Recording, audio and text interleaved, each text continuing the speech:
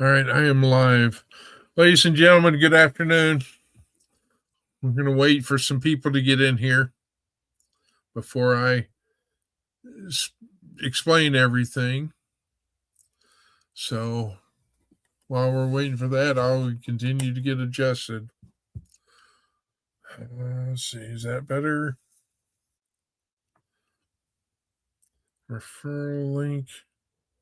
There's Heather. Teresa's here.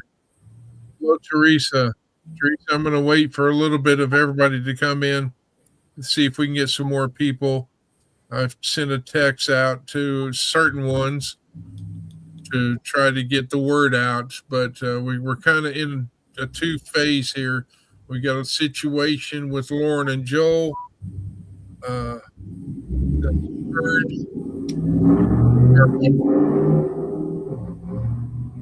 and I got to turn these off. So let me get these earbuds out of my ears because I just came back from Kansas. Yeah, it's about Gus. My buddy Gus. Well, we all love Gus. We all love animals.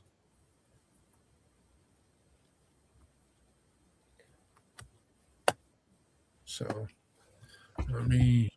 All right, what did I do with mine? All right, so let me do this real quick.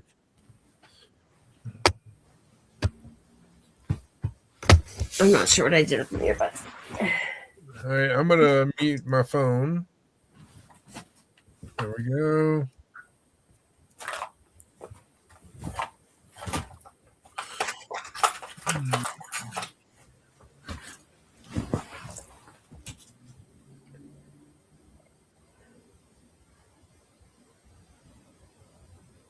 Do you want me to hang up with you and then? I'm getting ready to do that now. Okay. That works. Love you. Love you. Okay. No, I don't have to. There we go. Okay. So we got Teresa. Basically, I'm assuming I'm going to have to repeat this because I'm still waiting for Brother Troy to get in. I'm hoping Brother Troy shows up. There's Rebecca. If you'll monitor the chat for me, Heather. Got it. That would be great. Let's see. Delete ban user. I'm gonna have to figure StreamYard out again. Because it's like I used to be able to go to the three dots to make you, like a moderator or whatever. It shows that you're a moderator, Heather. I am. And I did put on subscribers mode. Okay. There's Chris. I'm doing great, Chris. I hope you are up there in Canada.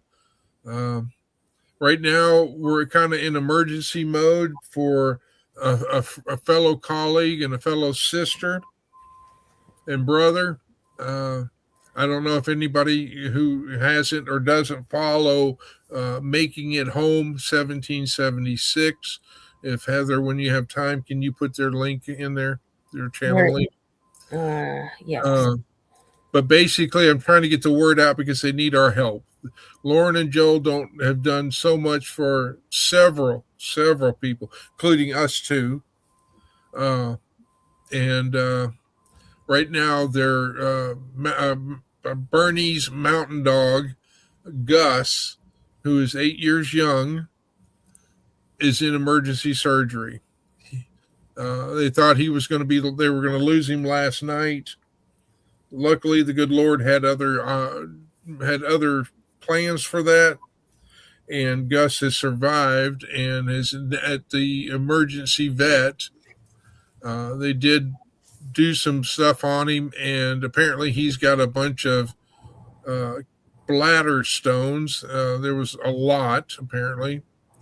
And so now we're trying to see if we can do the right thing by helping a sister out and brother.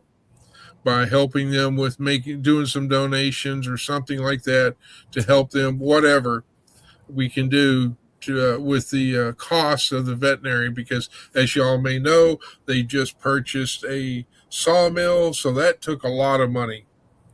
And so now this has popped up.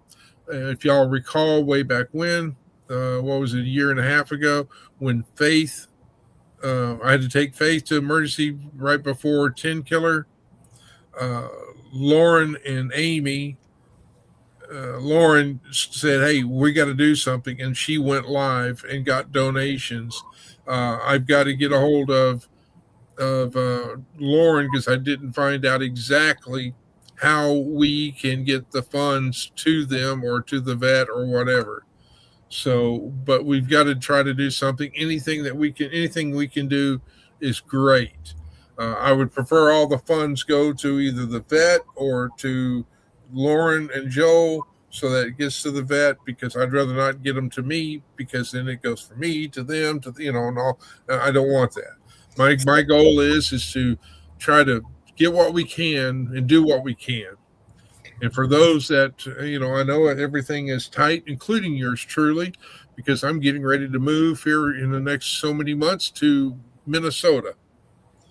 Because if y'all haven't heard, Heather and I are engaged to be married at a later date.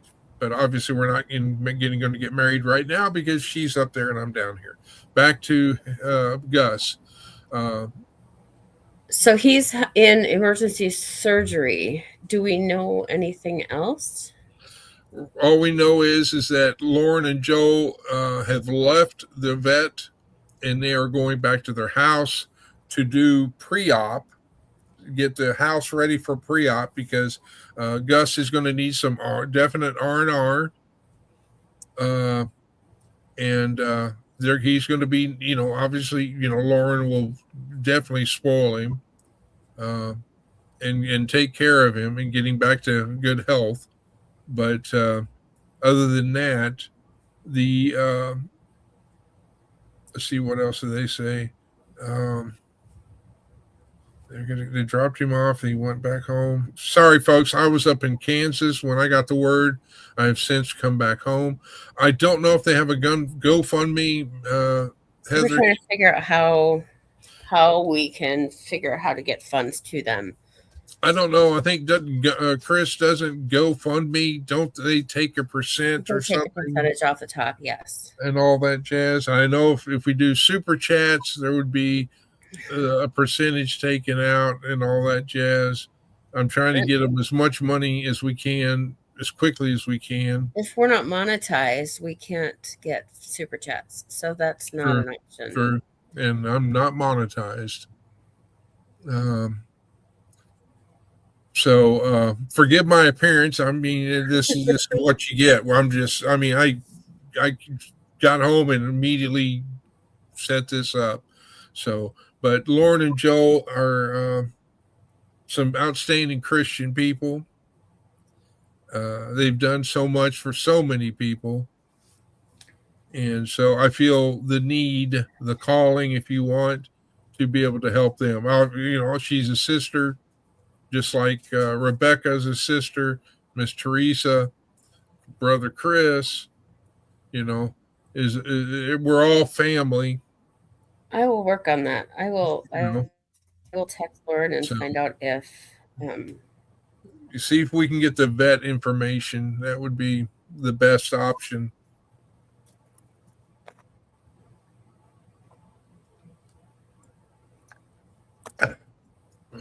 Rebecca, please tell Ronald hello and wish him well.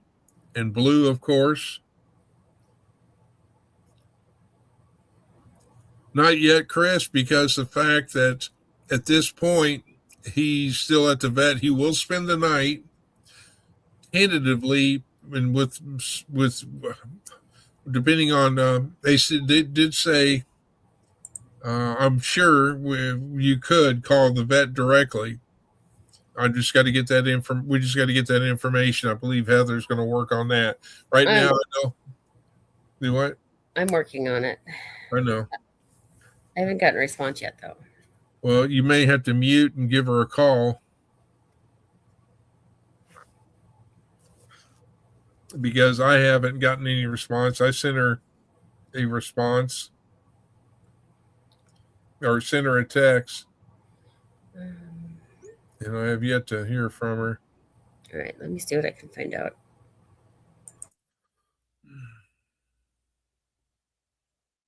Let's see.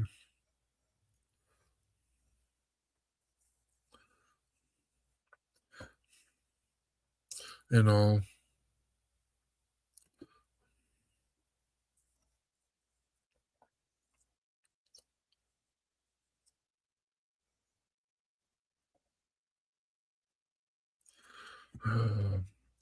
But the whole thing is that, yeah.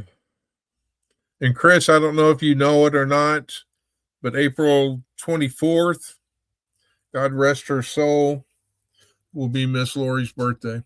I don't know if you knew that or not. You probably did, but just in case if you didn't.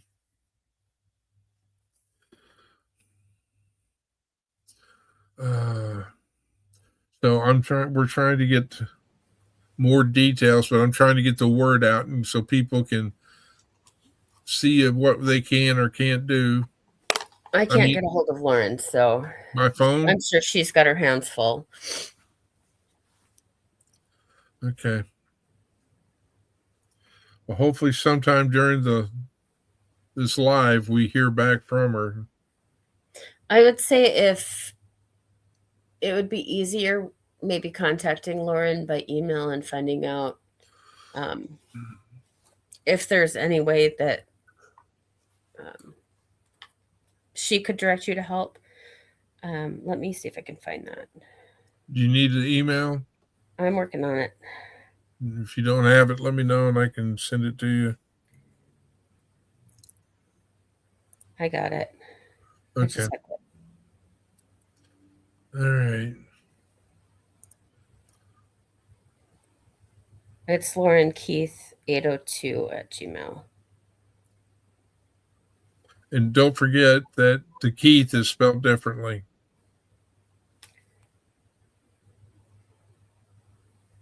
Well, she asked me if I could do a live and all that. And Chris, every day I miss that. I miss Miss Lori. I do.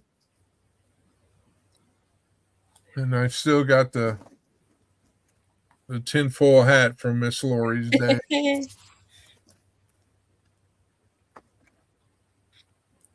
Yeah. All that. We definitely miss Miss Lori. Yeah. And I think Miss Lori had part of us two, besides the good Lord bringing us together. That and Rule 2 IC. But other than that, things are getting in motion as far as the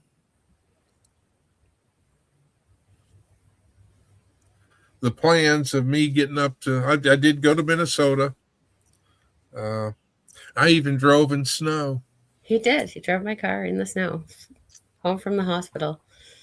Not for either one of us and all that, but for another family member. I got to meet her grandfather, her mother, her aunts, two aunts. Two of my aunts, one of my uncles. Uncle. I have to admit, her uncle's pretty cool. And her mom is nice. And her grandfather. Oh, my Lord. I do not have four-wheel drive. I have front-wheel drive, but he didn't slide in. He didn't hit anything. And yeah, we all live to tell the tale. And no, I did not drive like I was a police officer. I will admit, though, that going there, I kind of went a little bit more quicker. But yeah. Yeah, an 8.5 hour layover in Minneapolis wasn't fun. We won't discuss Minneapolis. But Heather lives north of Minneapolis, so she's not in that crowd. I live pretty far away from Minneapolis. Yes, Chris, it's melting there in Hibbing as well, or up there where Heather is, because that's how come I was supposed to be up there for a week, and then it turned around that it got real bad. It was supposed to get real bad with snow and all that. So Minneapolis got like 18 inches of snow on the so day that he was supposed to the fly out. airport shut down because I'd fly from Heather's airport to Minneapolis, Minneapolis down to Kansas, and I was so I had to reschedule. So I stayed an extra 5 days. You were here for 12, yeah. Which I think between Mother Nature and Heather, I think they were in cahoots on that. I don't think Heather wanted me to leave. I appreciated the extra time, that's for sure. Thank you, complaining. Teresa. I'm not complaining. It's, Heather, folks, has brought. I call her she's my guardian angel because she did save me when I was at a low time. Just so y'all know, and she's a good Christian woman, and we have a lot of similarities, and we've been talking and texting and videoing each other for over 2 years. So anyway, and it wasn't anything that was planned. No, but yeah, you were in a really dark place and just kind of ready to give up. And this is pertaining to my cancer, folks. It's the reason why I wasn't going to commit suicide or anything like that. No, he was ready to just give up and not fight it. And I listened to him and I hung up with him, and then it bothered me and I had to call him back and say, no, don't give up. Don't take this line down. So she's been a big supporter. And that's kind of where we started, because he's been my person for such a long time. I couldn't stand on the outside and just let him give up. I will say this, ladies and gentlemen, if you've ever get diagnosed with cancer or know somebody that has, you're going to find out that the money tree just doesn't produce enough money. It doesn't. It's very expensive. So if you're ever looking for getting diagnosed and you don't have anybody in your corner, you need to find somebody that's going to be in your corner to say, hey, you're not doing this alone. Well, Faith supported as much as she could by eating hot dogs. Well, she doesn't really count, but okay. What?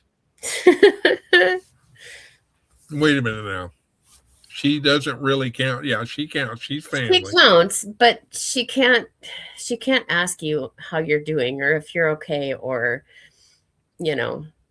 what she can do to help. She's going to look at you and say, can I have another snack, please?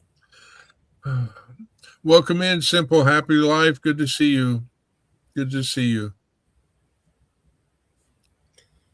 But yes, back on topic is what we're trying to do here is get the word out, plus get more information, because this, to coin a phrase from the news media, this is a developing story.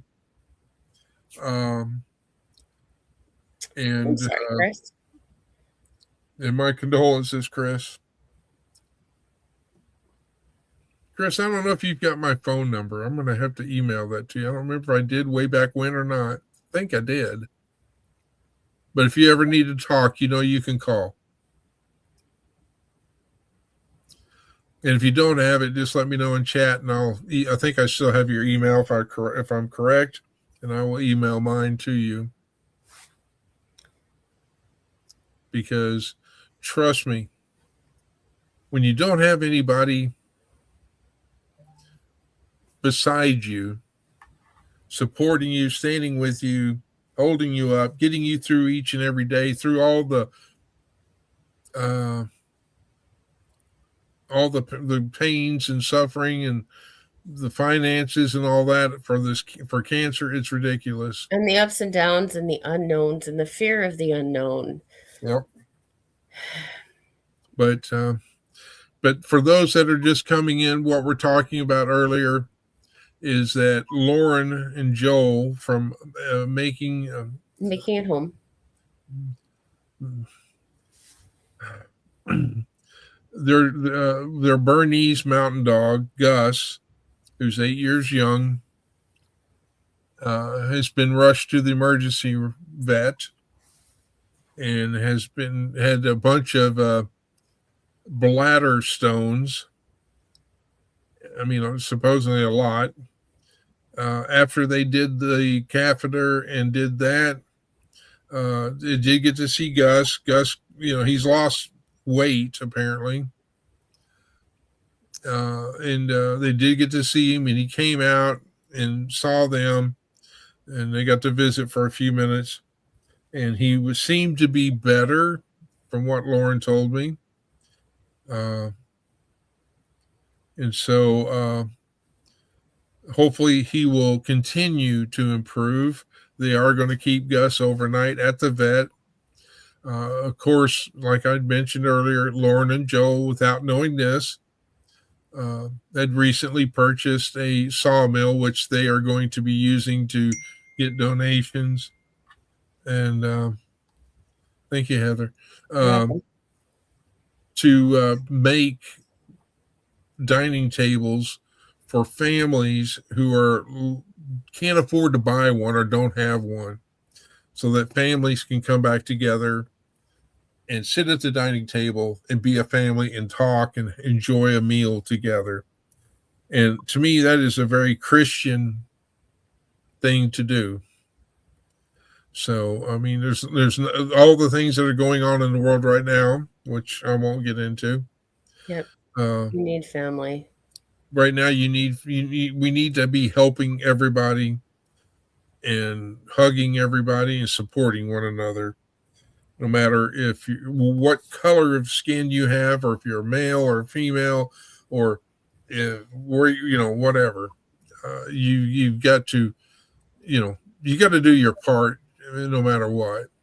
I mean, that's like Miss Rebecca. She does all the yarn and all that, to where she donates her hats and things to local veterans and to charities and all this. And so she does her part. Everybody does something for somebody. So, but like I say, it is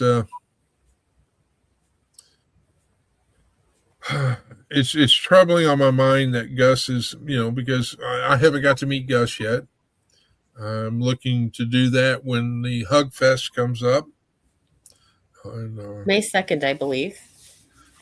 And all. And so because I'm going to extend my stay instead of just that one day, I'm going to get to see and meet all the animals and all that, if everything goes right, depending on the condition of wherever, what do they call it? The Arkansas Transportation people, ARTAC or whatever it's called. I'm sorry, I don't know the name off it right off the top of my head, but in regards to them building that new road right through Lauren and Joel's living room and other people. I think it's RDOT. RDOT, okay. So, but other than that, I hope everyone is doing okay. And I pray for everyone that they're doing well. And I'm getting ready to get out of winter, hopefully, with the exception of people in Minnesota, which snows every day. You had 100 degrees the day before yesterday. Okay. That's too hot. I don't even care. In the summertime, it's still too hot. Well, I agree. All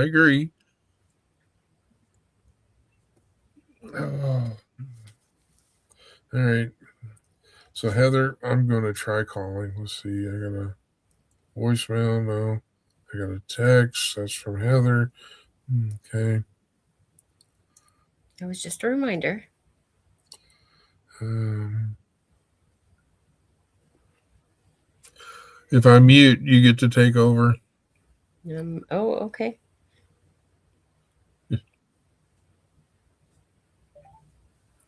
Providing I can figure out how to mute It's the mine's down. camera.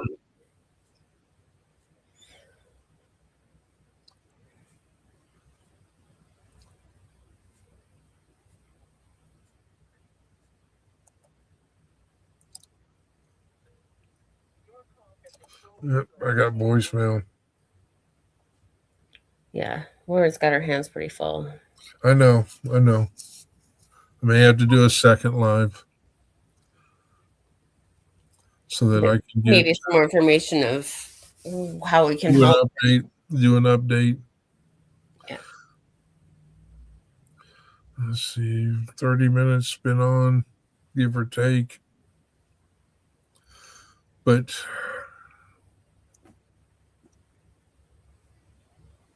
let me see.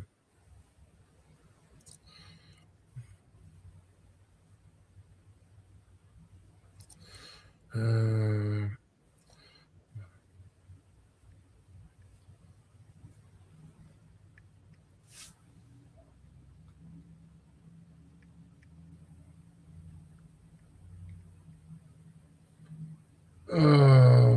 let's see.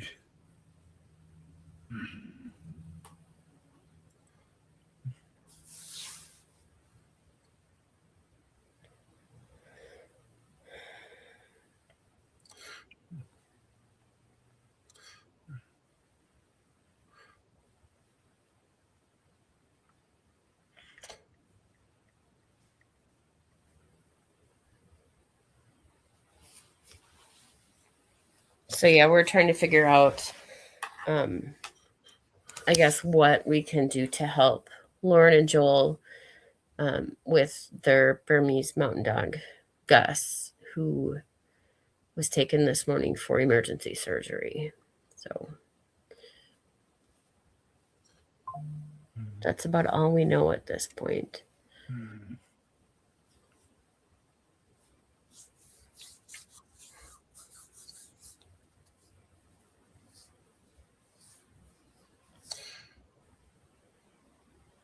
Well, I found 4 potential veterinarians. So let me do this. I know what I can do.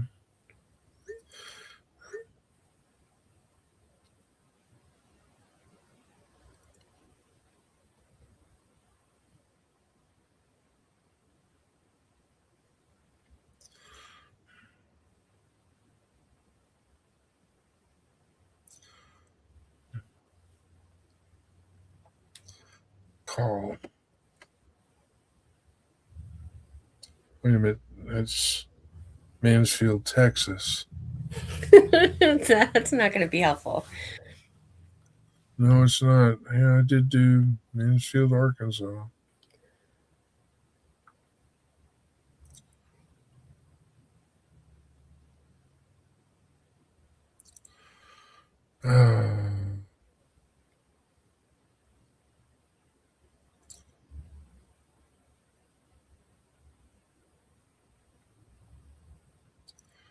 Why does it keep posting up Texas? Because technology is fun. In theory, I don't know.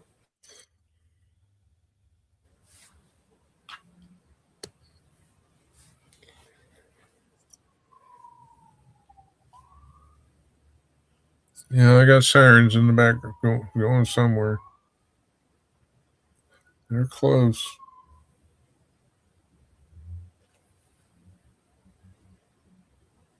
They're going that way. Come on, give me a Fort Smith. I think I heard them for like 5 seconds and then they were gone.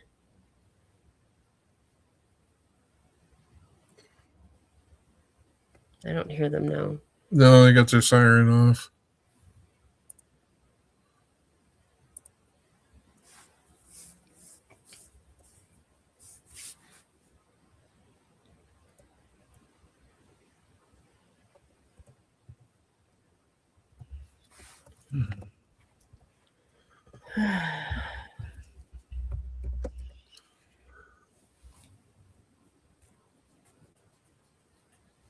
Greenwood, Greenwood, Greenwood, Greenwood.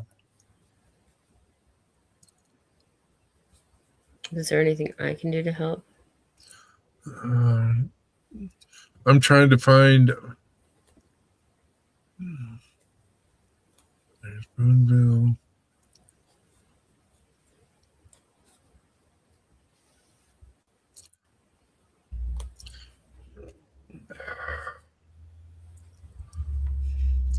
Okay. Right now, I'm going to start calling vets. I'm going to see if I can find out if they've got Gus.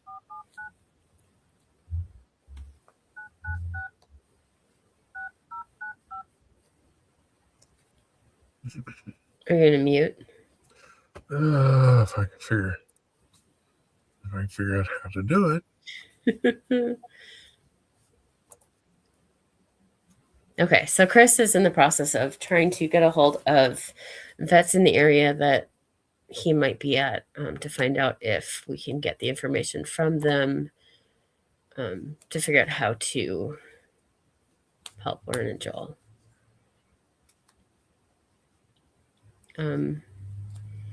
Yeah.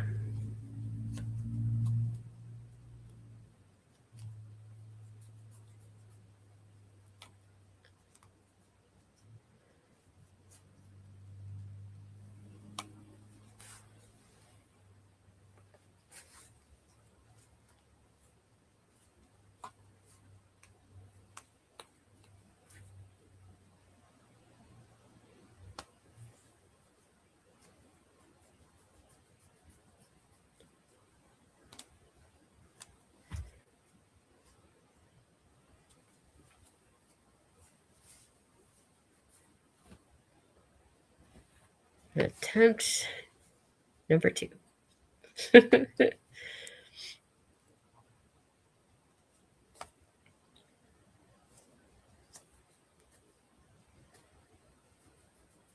So Chris right now is calling the veterinarians.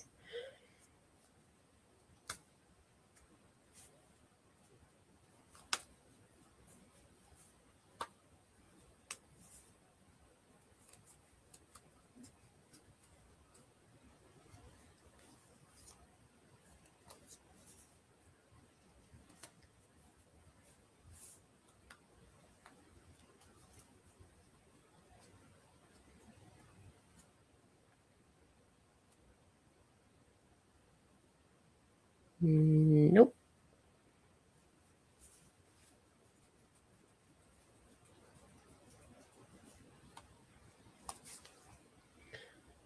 I still haven't heard anything from Miss Lauren either, so.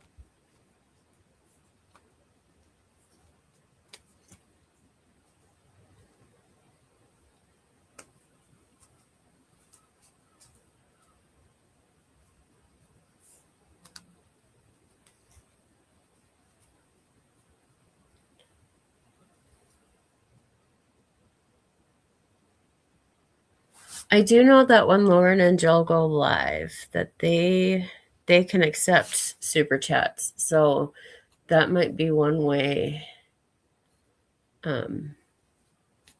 She'll go live tomorrow, maybe, depending on, how things turn out with Gus.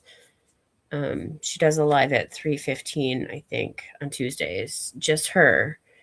And then Lauren and Joel both go live on Friday nights at 8. So tomorrow might be up in the air if she's got stuff going on with Gus.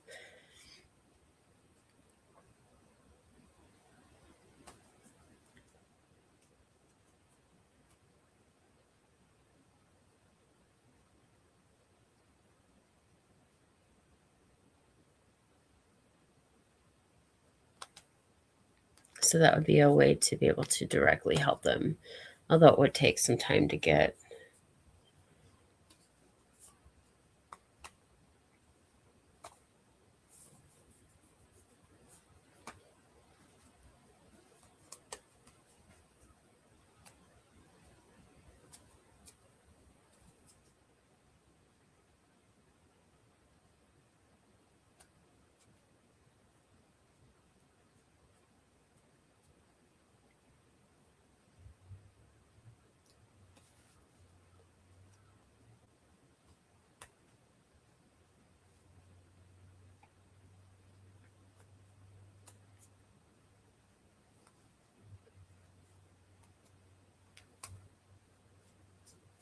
Hi, Ace.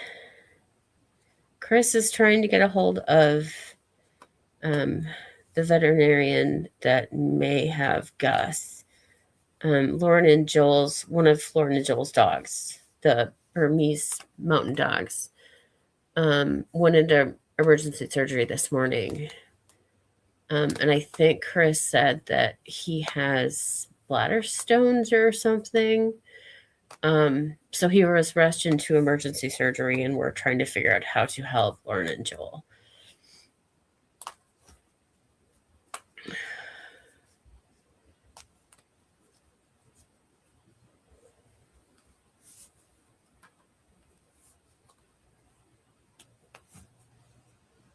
Chris went out for lunch with his cousins and got home and flew on and set up alive. So, yeah, we're not fully prepared for this one, but we'll figure it out as we go.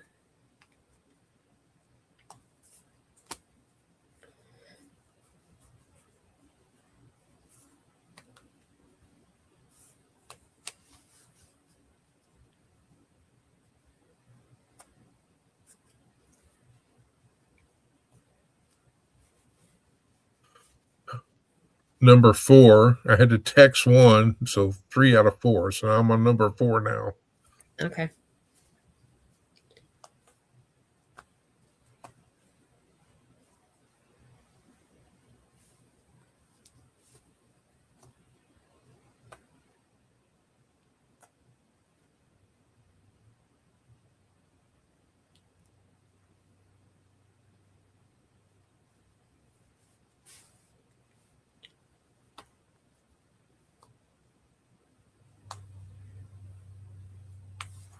Well, right now, Chris is calling the vets to find out who may have Gus so we can figure out if we can have people send money directly to the vet to help cover costs or whatever. Right now, we're just kind of waiting to see. Hi, Kevin.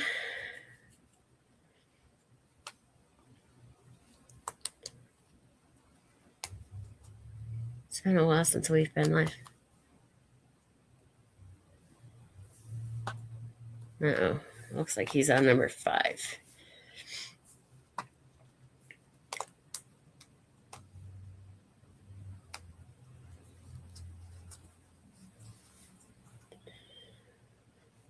Okay, I don't know if you caught that or not, Kevin, but Chris is trying to get a hold of the vets in Arkansas for Lauren and Joel, who are making it live or making it home. Sorry. One of their dogs, a Burmese mountain dog, his name is Gus, went into emergency surgery this morning. So Lauren and Joel are both kind of, I guess, trying to figure out like what they can do to save Gus, and we're trying to do what we can to help. No.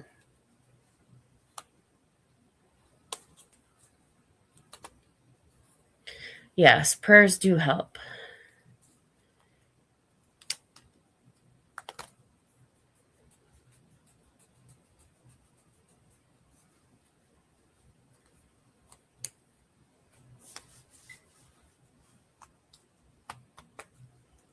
Uh-oh.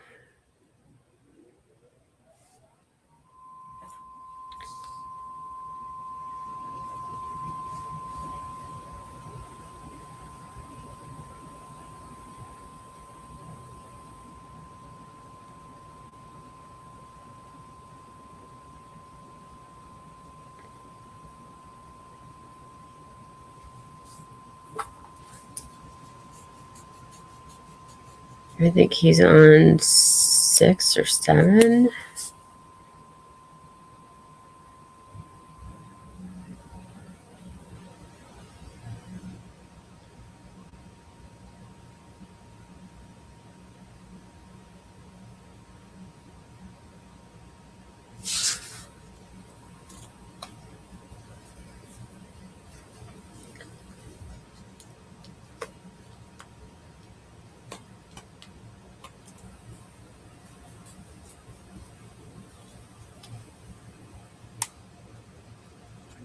That actually looks promising. He's talking with his hands.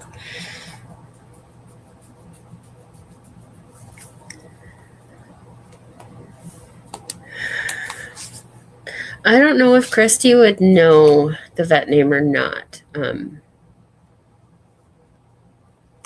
Lauren texted this morning.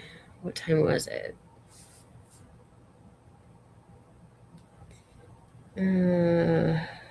At like 10:30.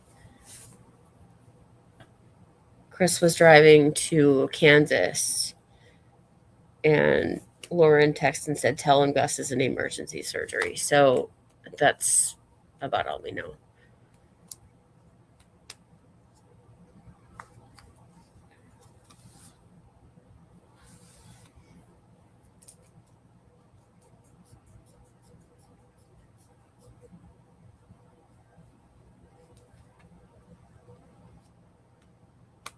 Found him. Yay. Okay. Okay, so everybody, here's I don't know how we can put this in chat, or how can I do this. He is at the Greenwood Veterinary Clinic. We are currently treating a Burmese mountain dog named Gus. However, the owners we have listed are from a name different provider. We'd like to coordinate different. Okay, so their phone number is, if you, let's see if I can, how I can. Okay, so what is it called? The Greenwood? Yes, Greenwood Veterinary Clinic. And I've got all their, let me see if I can do this. How I can do this. Copy here. Let's see, paste. Nope, that's not going to do it.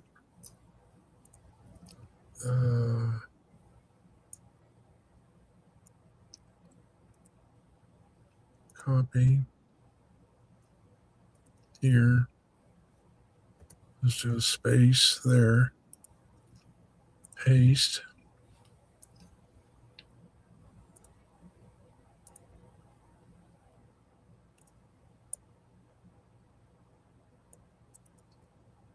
And copy. I've got to call them to see about coordinating,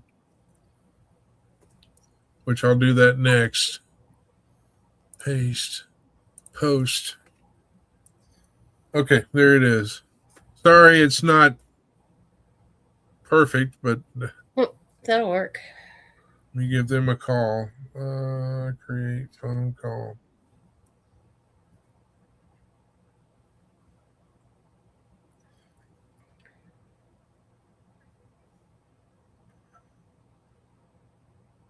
Is there any way that you can pin that comment to the top?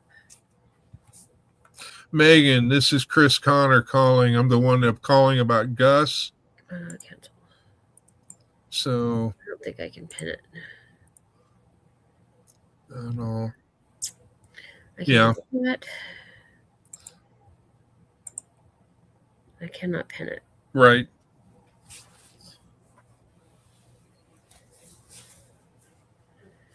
Should be Lauren and Joel Keith, Kieth. Hi, the Orlando Prepper. Shivered? What the heck? Okay.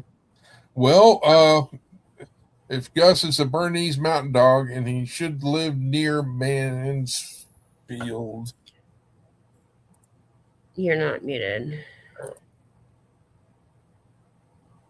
There we go. That way he doesn't spread on any personal information if he doesn't need to. He did get a hold of the vet's office that are seeing Gus. So in that information, I highlighted the comment so it's like on the bottom of the screen, but I can't pin it. So I guess that's about the best that I can do.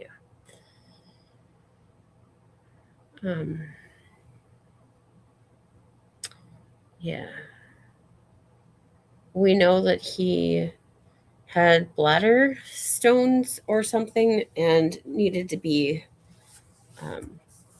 catheterized or whatever. And then they had to send him in to emergency surgery. I don't know any more information than that.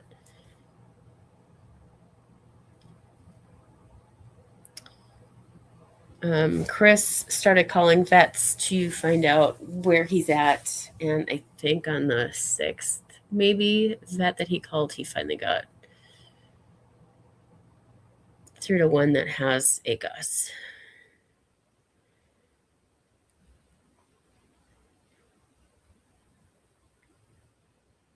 So we're just trying to figure out how we can help Lauren and Joel.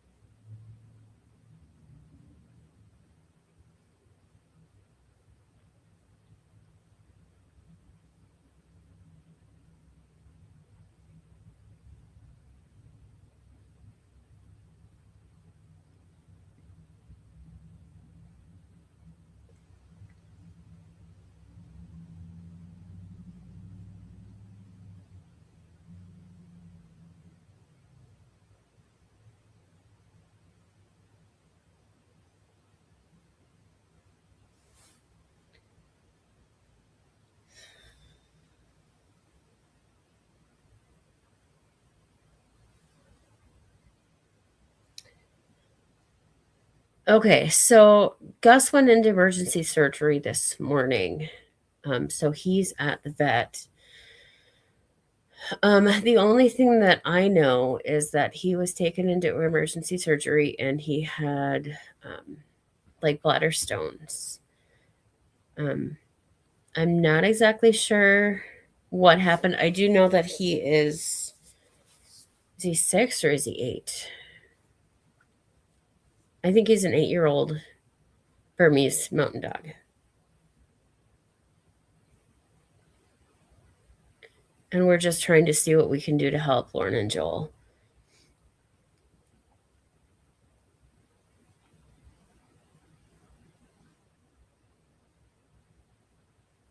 And it's not a normal vet visit.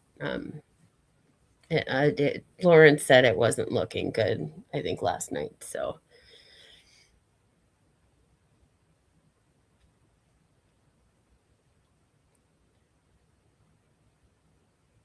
it's definitely like a life-saving emergency surgery that he had to have.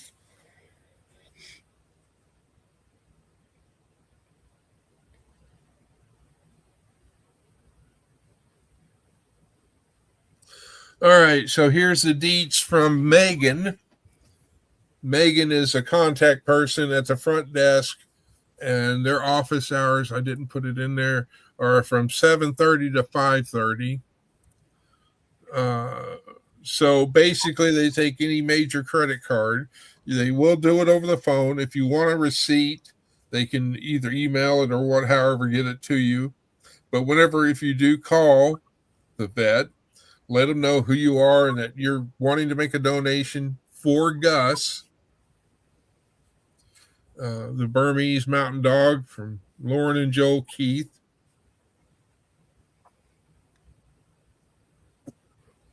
So, whoo, Lord have. And sorry, hi Ace. I was a little busy, and if I missed anybody else, Urban Bucket Homestead is in. Hi, Urban Bucket.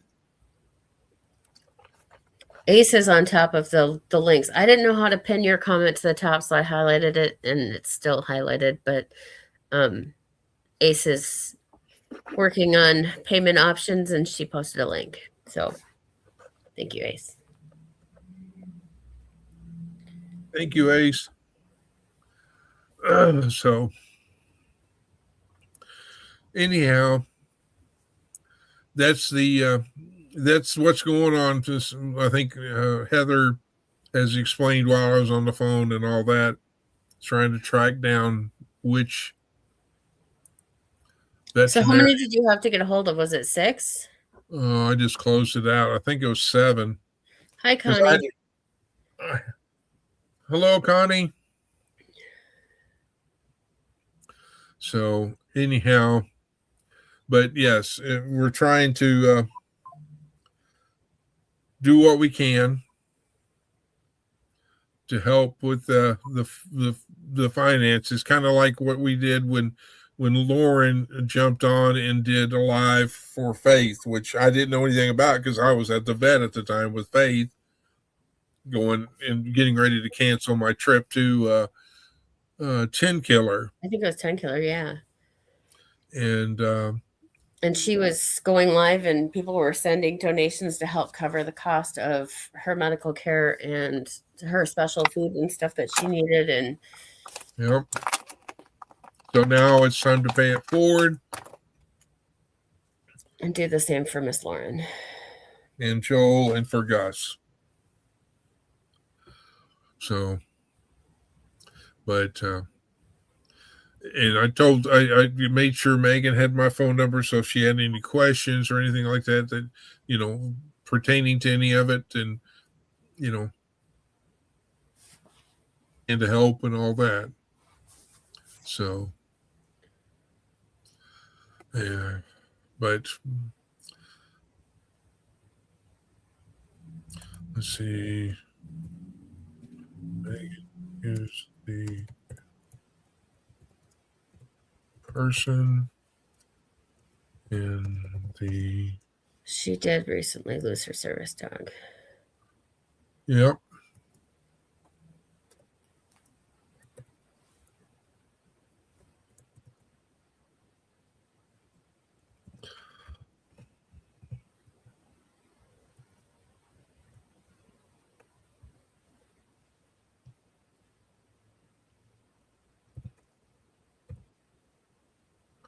I do that right? Yes, I did.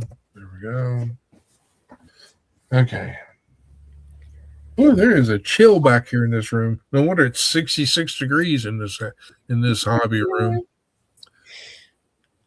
It's funny because you didn't complain about my house being cold, and my house isn't much warmer than yours. Oofta. Hey. Trey says he's at work.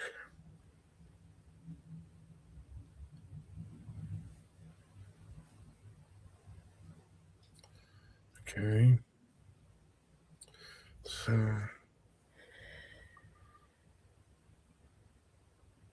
So yeah.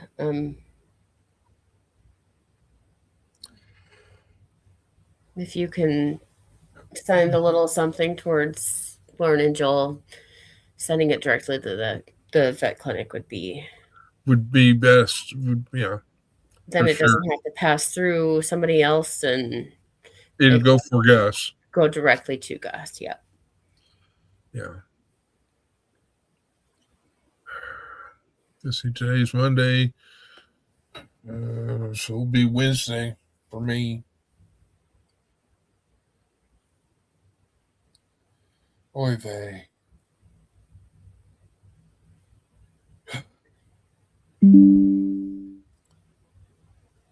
But yeah, I mean, if you know, I'll make it clear. If you can help, please do so. If you're unable to, not a problem. Um, you can always please say a prayer, which would always be much appreciated. Because I'm not here trying to. Thank you, Teresa. I'm sending you a hug, like I used to do for Miss Lori. Wow, I haven't done that in a long time. I'm sending a hug. Thank you, Teresa.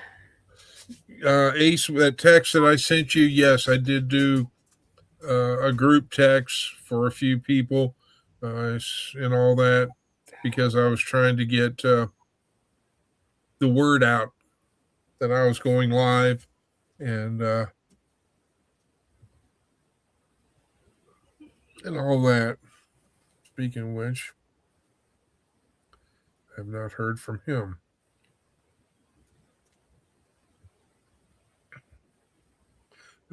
Un momento, excusez-moi.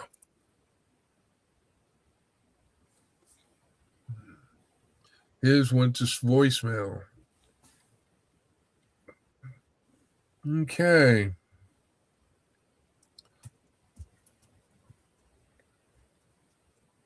Went straight to voicemail. That's why he probably didn't hear. Okay. Allergies, you can quit.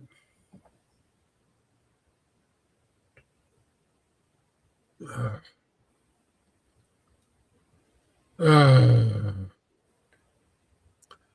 Teresa, thank you so much.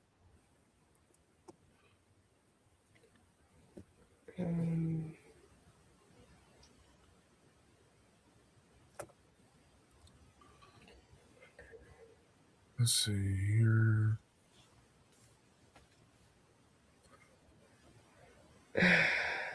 Okay, so the phone number that you have listed is different than what they got online. I copied it directly offline. Hang on. This one says it's same area code, 262-0363. Well, I called the 479-996-4127 and spoke to Megan directly. Okay. And it went to their, I guess, the office phone or whatever.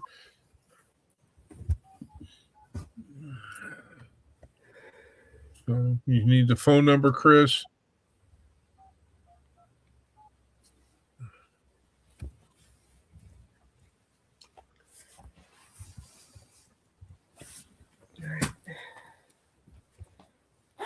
Well, it would help if I saw that I was not typing in there.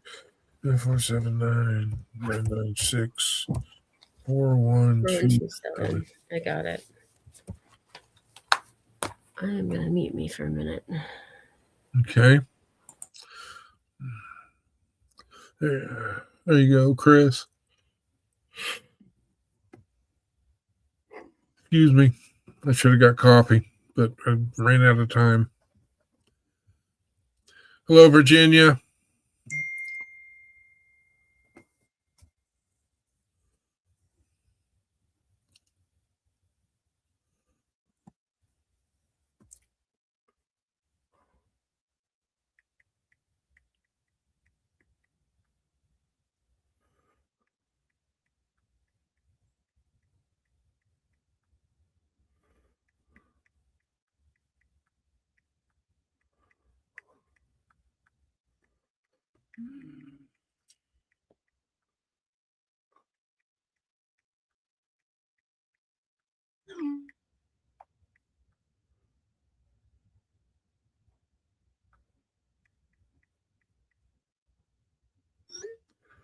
Okay. Excuse me, folks, but my eyes are watering. It is spring in Oklahoma. Uh,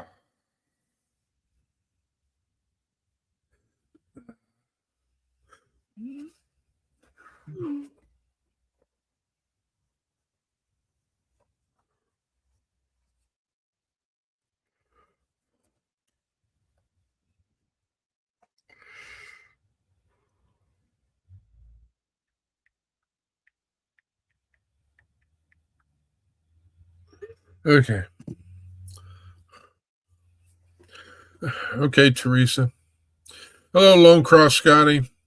For those that are coming in, uh, what we're doing here is Lauren and Joel from Making It Home.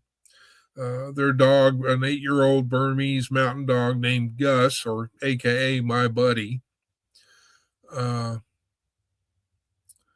has gone to the emergency vet and is needing a lot of care. And of course, the good, Christian people that Lauren and Joel are, and has done so many things for so many other people. I don't have Reverend Dream's phone number, but after today, I'm going to do my darndest to get it. Anyhow, but if you're able to do so financially without hurting your family or yourself, we're trying to raise funds to help make a donation to help pay for Gus's vet bill. Is what the reason why Lauren asked if I could, and I said, well, of course I will, and because right now they are busy. Gus did get a catheter and had a bunch of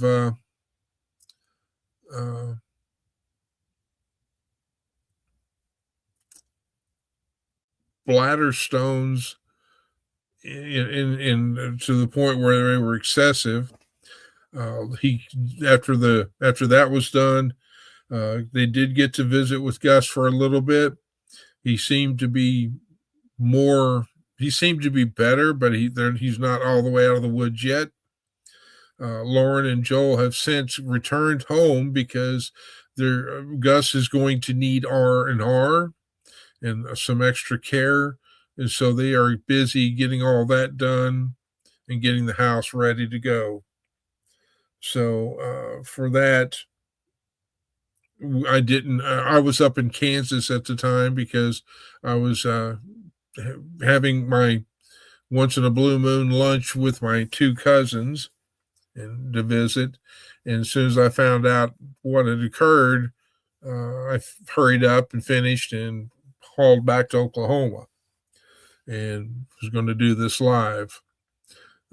Because if you recall, before I went to 10 Killer last year, I was going to have to cancel it because of the fact that I was going to pay for Faith, my dog's vet bill, emergency vet bill, and everybody in YouTube world and all that did come out and help graciously to the point where the bill was pretty much paid for, and I was able to continue on to 10 Killer with Faith.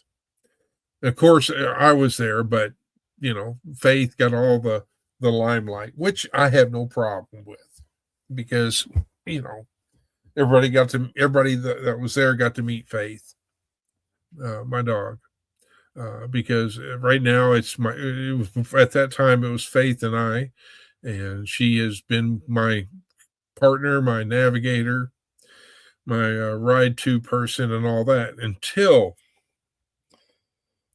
somebody from Minnesota came into my life. And so now, for those that don't know that have come in, Heather and I are engaged. I will be moving to Minnesota, and Heather and I and her daughter are going to find a bigger house, and so that we can move in and get our own place, and hopefully raise some rabbits and all that. But that's not the main topic right now. The main topic right now is Gus. Uh, and I don't think I can do it. I don't know if I can do I mean, I think everybody knows Gus. And but if you don't, I mean, I can always hold up a picture of Gus, because Gus is a character for sure. And all of her animals have a character. And thank you, Ace. And the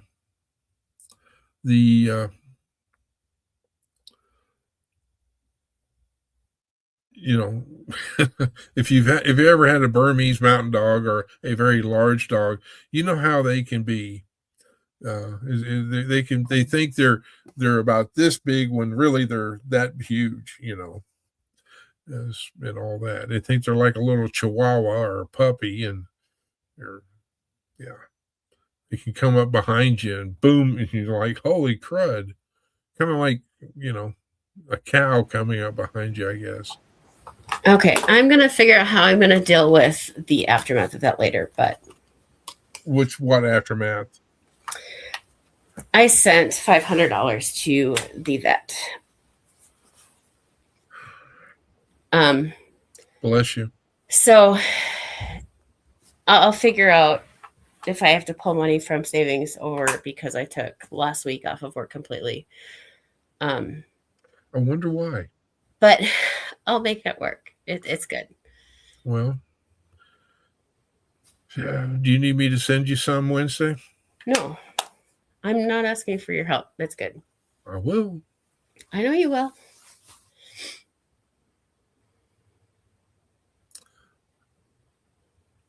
Well, we'll talk about it afterwards. You do it from just you or from you and I? I just... You? Okay. Just so I know, because I'm making a list. That is what I decided to send for me, so... Okay. Okay. Yeah. Well, I was going to say we didn't get a chance to talk prior to this because it was boom, boom, boom, boom, and then bang. We did not. And I was gonna, so it's fine. Hi, Shade Tree. Hello, Shade Tree Cook. How are you? Long time no see. And remember, folks, that again, I can't reiterate this enough. If you're able to help Lauren and Joel for their dog, Gus, with the emergency veterinarian bill, please do so. But if you're not able to, please, prayers help. If you're a Christian person, please say a prayer for Gus, the 8-year-old Burmese mountain dog. And if you'd like and want to do both, because anything and everything would be graciously appreciated, because on Friday Night Lives, every now and then you see Gus, Lauren and Joe will be sitting beside, and Gus will come stick his head up and worm his way in, or you'll see Gus's tail going back and forth across, and then you'll see me in chat going, "Hi, Gus," buddy, and all that, or Paul Honeyman saying something, as far as that goes. But yeah, and she lost her service dog not too terribly long ago, so. Yep. If we can help her out, we certainly will. They just got a sawmill in, so that's an extra expense that they didn't have before. So this is kind of another expense that they weren't expecting. Yeah, and then not to mention also on top of that, they've got the Arkansas Transportation, ArcTech, or whatever it's called, that possibly could be moving them out. So they've got boom, boom, boom, all these different things coming, which, if you're a Christian person, you know, God's got it. God's got it, and God will, there'll be the devil sitting there tempting you and hitting you with everything and anything, trying to get you distracted and all that. So, but Thank you, Ace, for posting yeah, Lauren and Joel's link. yeah. So, But yeah, I called in and talked to somebody there, and then she transferred me over to Megan to actually make the payment. So it took a couple minutes because I was on hold, but fairly well, straightforward to send a payment. and if you need a copy of the receipt, I'm sure can get you one. They do have a Gus. He is a Burmese mountain dog. They do have him under Lauren, but I Yeah, believe it's her maiden name that he's actually under. So it's not Keith. yeah. Just a heads up.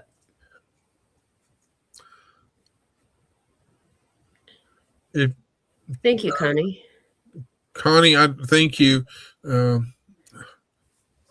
Let's see. I don't think I have your email address. Let me look at something real quick.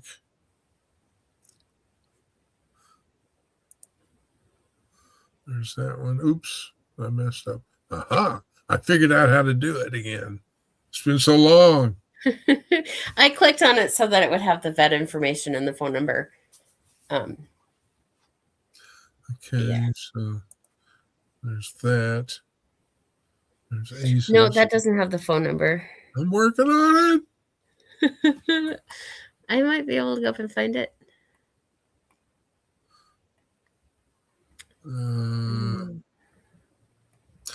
Oh, I missed Chris with a K. There it is. All right, you got it. Well, now I can't do it because Oh, you clicked on something. well. It won't let me. There. Now you can. It's not letting me highlight What? it. Okay. Boom. Will that work? Yeah, that'll work. Well, I appreciate your approval. Okay, so what I was trying to do is find out Connie's email address so I could email Connie with my content or Contact information. But didn't I email Reverend Dream my contact when I ordered shirts? I think I did. Sent. I do not see. I see Connie Jones's information, and she's got a description, but I don't see an email address. So There's Hugfest. if you want to send Chris your email address, maybe that would work. Let me look.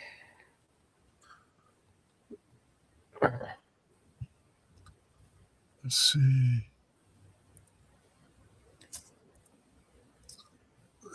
Here. You don't have your email either. Yeah, I do. I You did. don't have your YouTube. Oh. Yeah, it's there. You can't do it on your phone though. It's there. It's just you got to do it on a laptop, but I've got it. So here, Connie, here is my email. If you would like to email me real quick, and then I can send you my information, and then you can forward it on to Reverend Dream, and hopefully I can get his phone number and just for situations.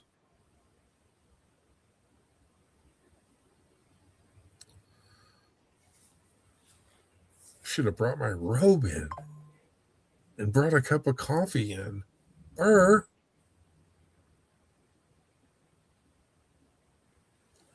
know how your hands get cold? Yeah. Your hands are cold. All right. I'm going to step away because I'm going to go get my robe. I'll be right back. All right. So, yeah, we are trying to help what we can.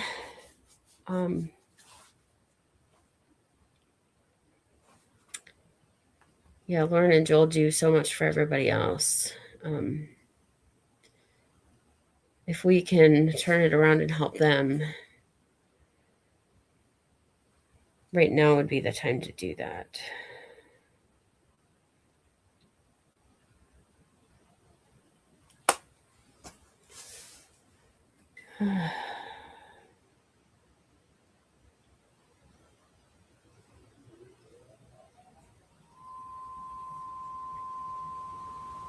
I think it's probably been almost a year since we've been live. So yeah, a bit out of practice, but that's all right. Things have been busy.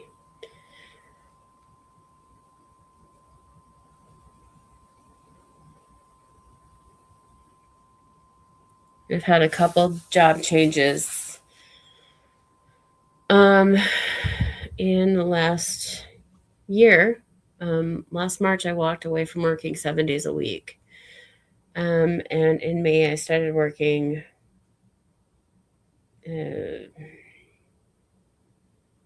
closer to 5 days a week. And then I kind of came to my line in the sand, and I had the choice to either step over my line and go against my morals and my values or walk away. I had less than $100 in my checking account. I had no idea where I was going to go, and I said, I can't do this. So I walked away, and within a week, I was called from my supervisor, and I was given a new position. So now I work 4 shifts a week. They're 10-hour shifts, so I get 40 hours a week working in a private home. I have the option to work with 3 kids, 2 on a regular basis, 1 kind of as needed, but it's 1 at a time. All of the kids are in wheelchairs. They cannot get up and walk and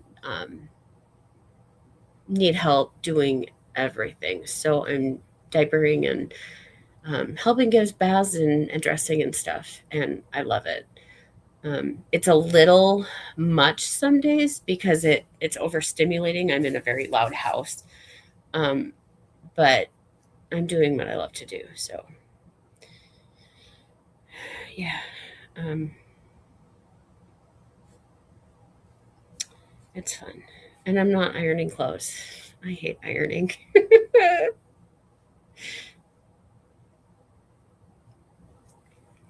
Yeah, we kind of disappeared. Couple job changes in there, and just a whole lot of. My daughter is turning 15 a week from yesterday, so she's going to be going into driver's training. Right now, she's doing junior Olympic volleyball and track at the same time, so she's got something going on almost 7 days a week.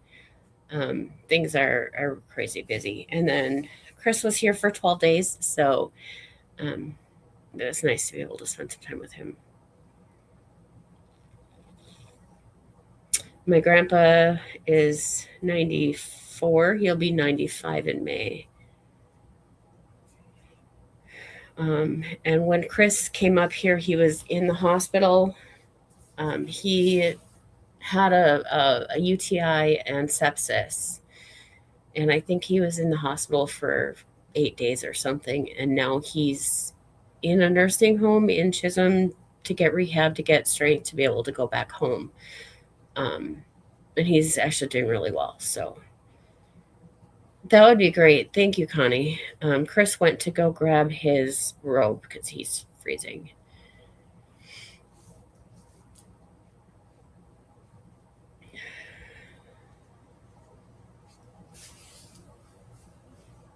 And yeah, with Chris and his cancer diagnosis, he's been running insane. So we just haven't done it. And with Miss Lori, it's kind of been a sore spot for a while.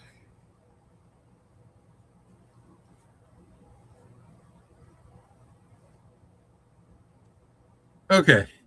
Have a Louisiana official, our Louisiana Life coffee cup, even though he's at work and can't talk right now. All right. Yes, and in the 12 days of Chris, neither one of us got tired of each other and we were ready to throw each other out the window.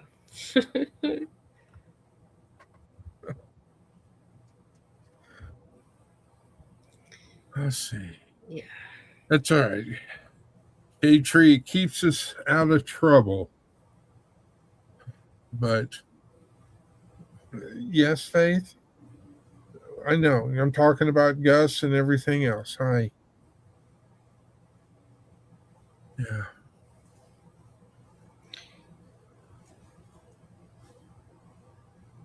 Thank you, Connie. Hopefully you got my email. It should be texasdiver@gmail.com. It's where. So once one got loose that Chris was up here, I had an uncle that made a house visit just to meet Chris, and Uncle Don. He must have stayed for a couple hours asking questions and talking, and I got the fatherly talk. I did. He certainly did. Yes. He basically got the, I'm about as close to a dad as she's got, and if you do anything to hurt her, you're gonna be facing some trouble. So that was no. His exact words were. Okay, there's enough people in this family and they have enough access to swamp that they will never find your truck. Yeah. And you and me, in other words. So that's how Chris was introduced to my uncle.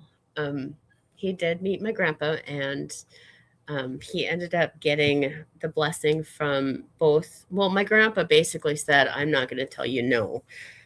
My mom gave him the approval, and then he called Uncle Don and asked for approval, and my hand in marriage before he asked. And there was Denise. Denise came up and visited, and you met Diane and Tom. Then your other Denise, aunt. Yep. Your other Denise. Huh.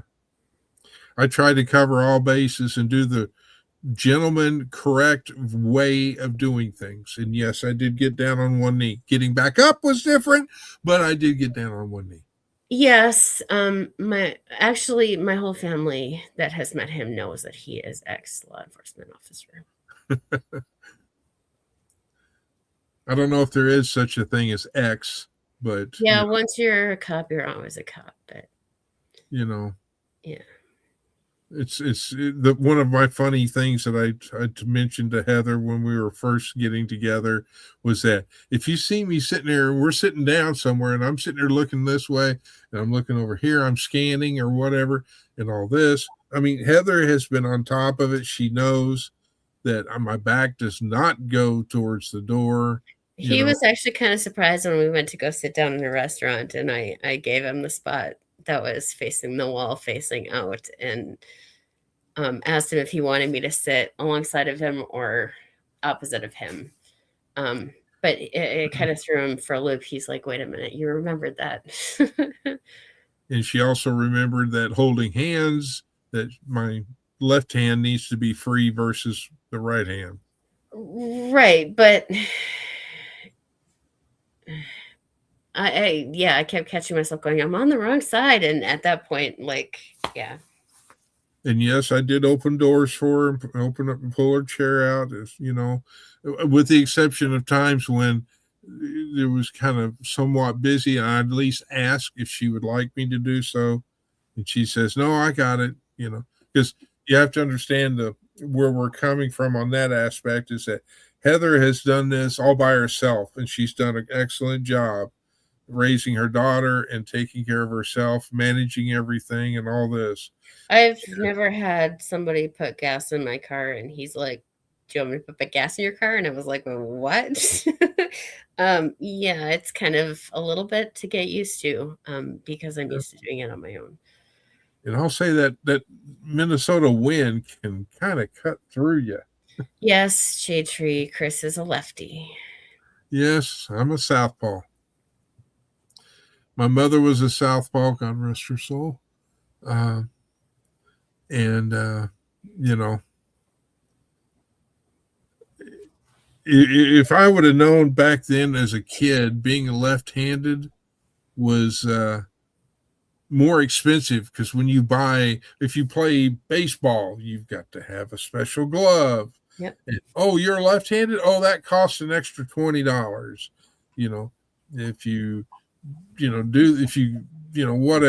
whatever thing that you may have as a hobby or something like that, being left-handed, you have to pay for extra for left-handed scissors. That's true. And it's like, holy bejesus, I would have sit there and said, Mom, look, I love you and everything. I know you're left-handed, but gee golly whiz, I don't want to be left-handed because it costs more. Should I explain what's behind me on the wall? Oh God, yeah, you. Can I? Lord forgive us. Up to you. I have pink handcuffs. And yes, those are my original pink handcuffs that I carried on duty because I did when not. Chris said I have pink handcuffs, he no longer has pink handcuffs. I have pink handcuffs. Yeah. No, they were not used. No. It's more of an inside joke, a funny joke. It is. It's funny. So, but I wanted to leave. It's like back in the days when people were dating. It was like you'd leave little love notes or something like that. So, I have pink handcuffs. Yeah. Yeah. It is totally an inside joke. Yeah. But I guess it's our inside joke. Yeah. But anyhow,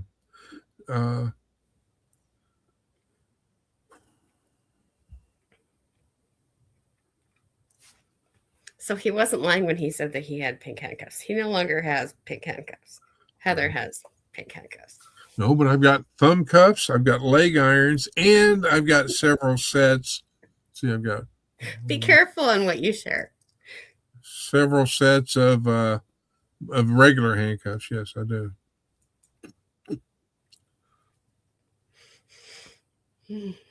No, I was just. Like Connie was. They were saying. I've got cop stuff all over my house.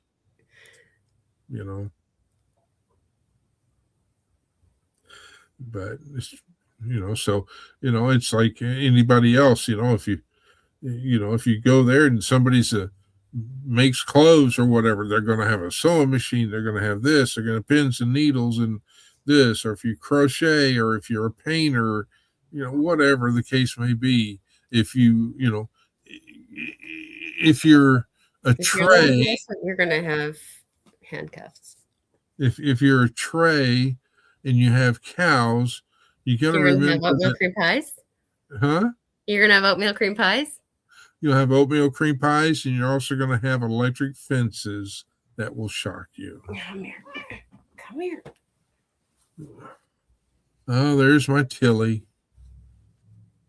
Hi, Tilly. You had to make yourself known, huh? Oh, what? He did. Look at him turning his head like, no, I'm not ready for my cameo. She's gotten better. She used to want to be close, but didn't let me pick her up at all. I've got a hold of her. I'm holding her and she's not. We also have 5 bunnies. There's 4 outside. We've got 2 bucks and 2 does.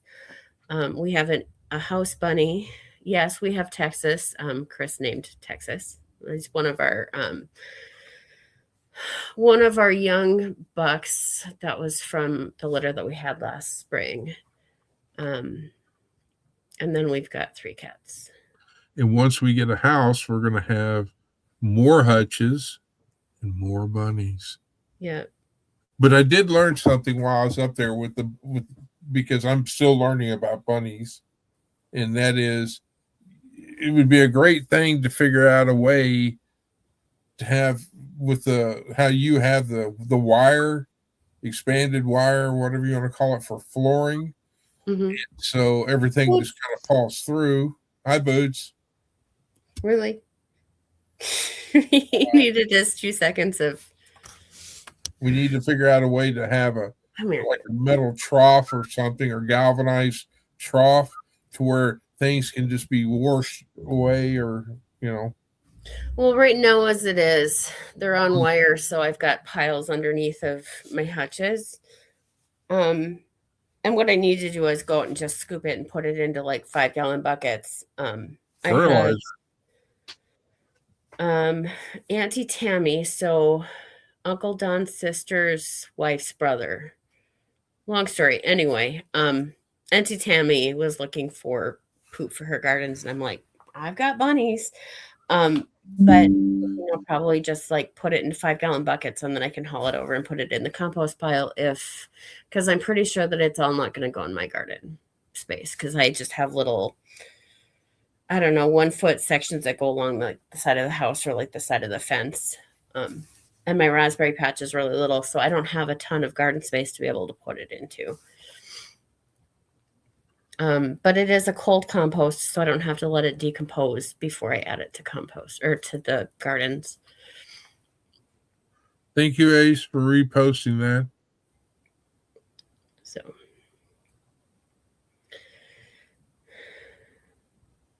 yeah. So we've got the Blue Hutch, which has our bucks in it. We've got Hero and Texas kind of side by side, and then the girls are over in the other hutch without a divider, because Texas got through the middle over to the other side with his sister, and we ended up having a litter, I want to say in December. Yep. I think we had 5 from siblings, and we did everything that we could to let her raise them on her own, but they were both still fairly young. And they didn't, I think, lived 4 or 5 days. And then we decided to put the bucks together and the does together so that we don't have to worry about having more unexpected litters. They would have ended up being meat rabbits, so they would have gone into the freezer for food, but it would have been mid-January, mid-February, maybe at processing time. So not the ideal time to have baby bunnies.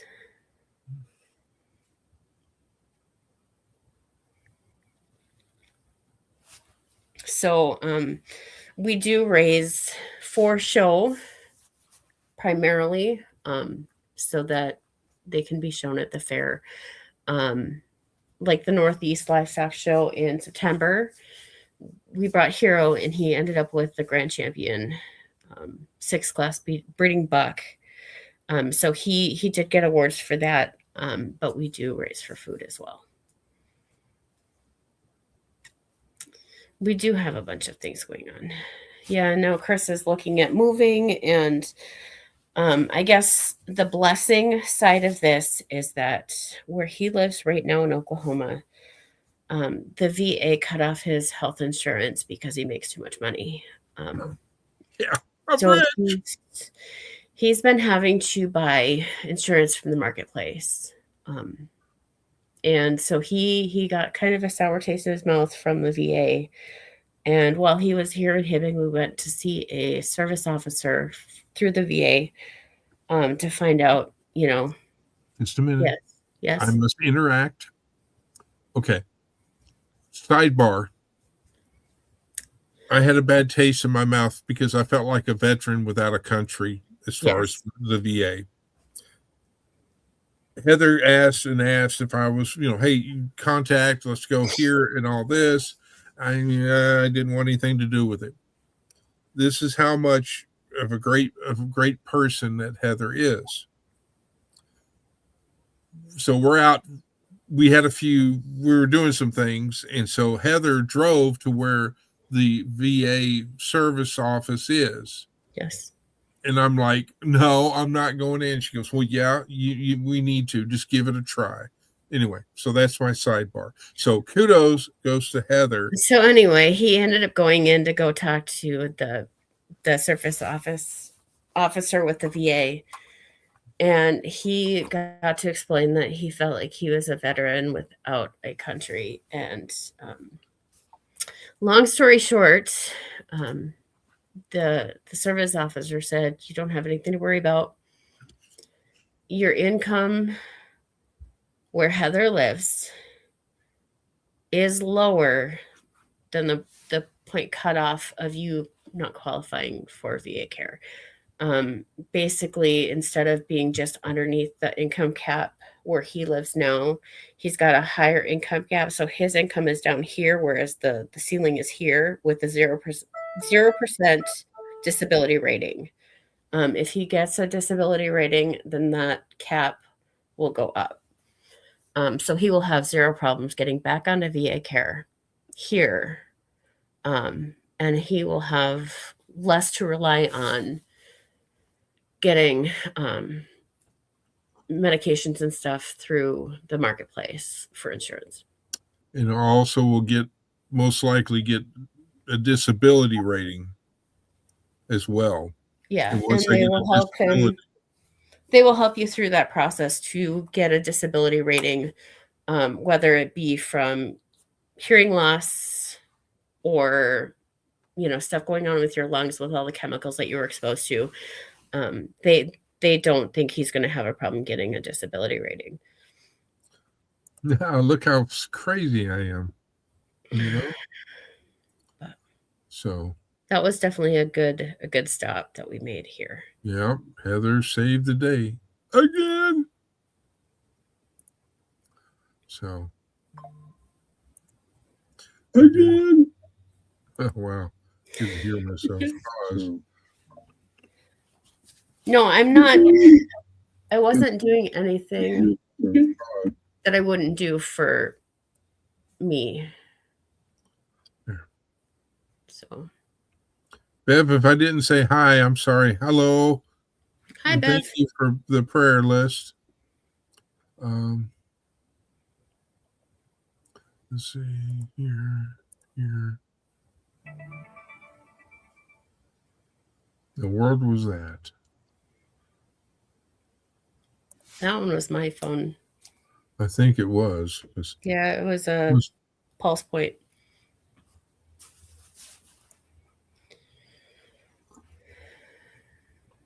Oh, coffee good. But like the main reason why I came live was because of for Lauren, sorry, Joel, and Gus. Oh, Chip. Okay, so Making It Home is Lauren and Joel, and they have 3 dogs. 2 of them are Burmese mountain dogs. One of their Burmese mountain dogs is Gus, and he went into emergency surgery this morning. Yes, was it last night? She said he didn't look good. Yes. So he went into emergency surgery this morning. We know that he's got like bladder stones. We don't really know what or how. The vet information is up on the screen. If you call the number and talk to Megan, you can donate towards the vet bill that he's incurring. And so we're trying to help a fellow sister out, a fellow YouTuber. And again, folks, I'll reiterate that if you're able to help, please help, because Lauren and Joel have done so much for several people. Yours truly. So, Chris, what do you pay a month for your Obamacare? $400 a month. $400 a month. That's just for medical care. For dental and eye care, that is another $183. So total $583 for medical, eye, and for 1 month, for 1 and month. then your deductible that you have to meet is like $9,000 before insurance will kick in a penny. Yeah. Yeah. Yeah. So being covered under the VA, like they'll cover his prescriptions and they'll cover like, that kind of stuff without having to come up out of your pocket every month for insurance. Well, Yes, they do take care credit. I did see that on their website that they do take care credit.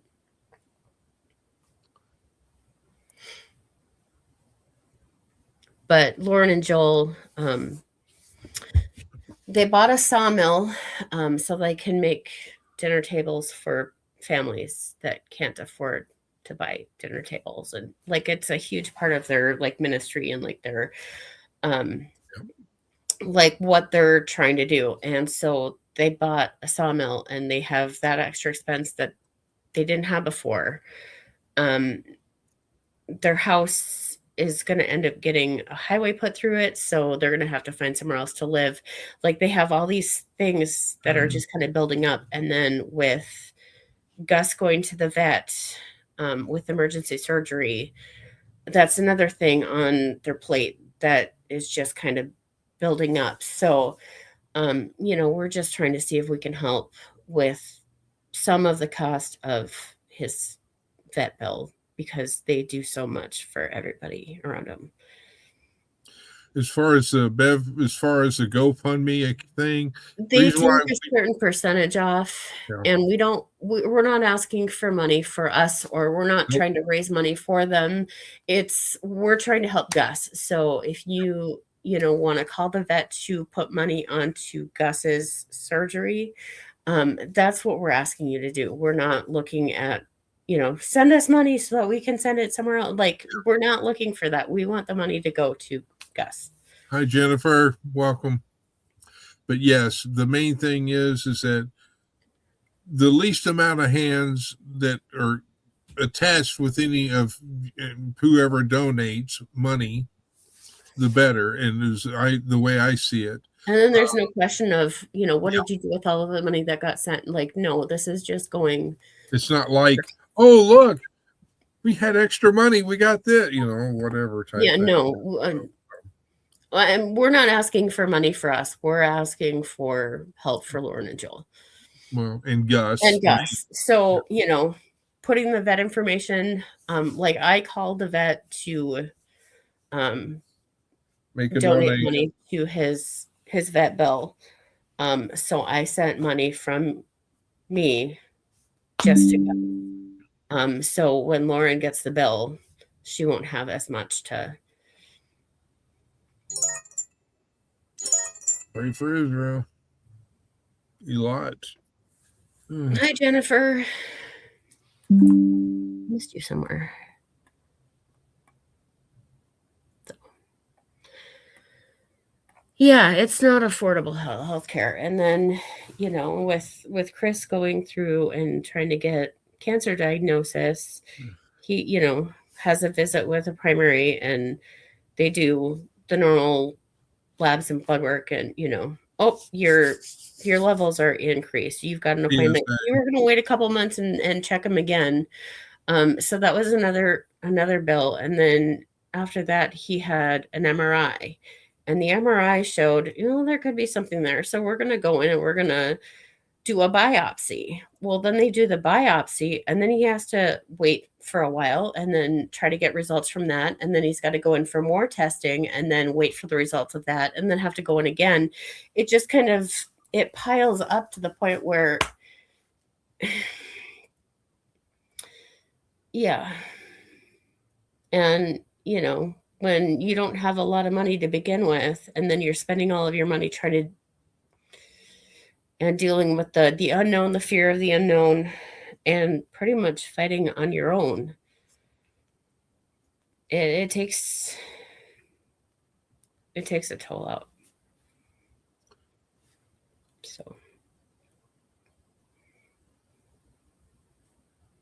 So, but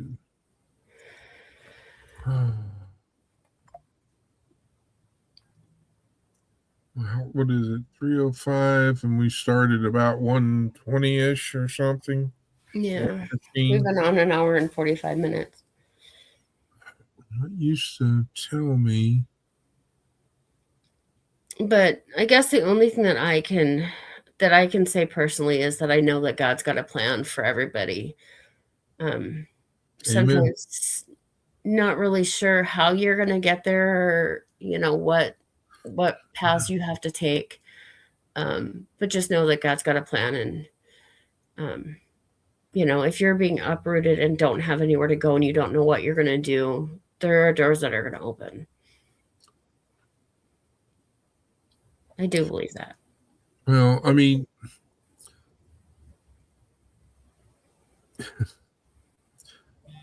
I will say this in reference to that, on two things. One is that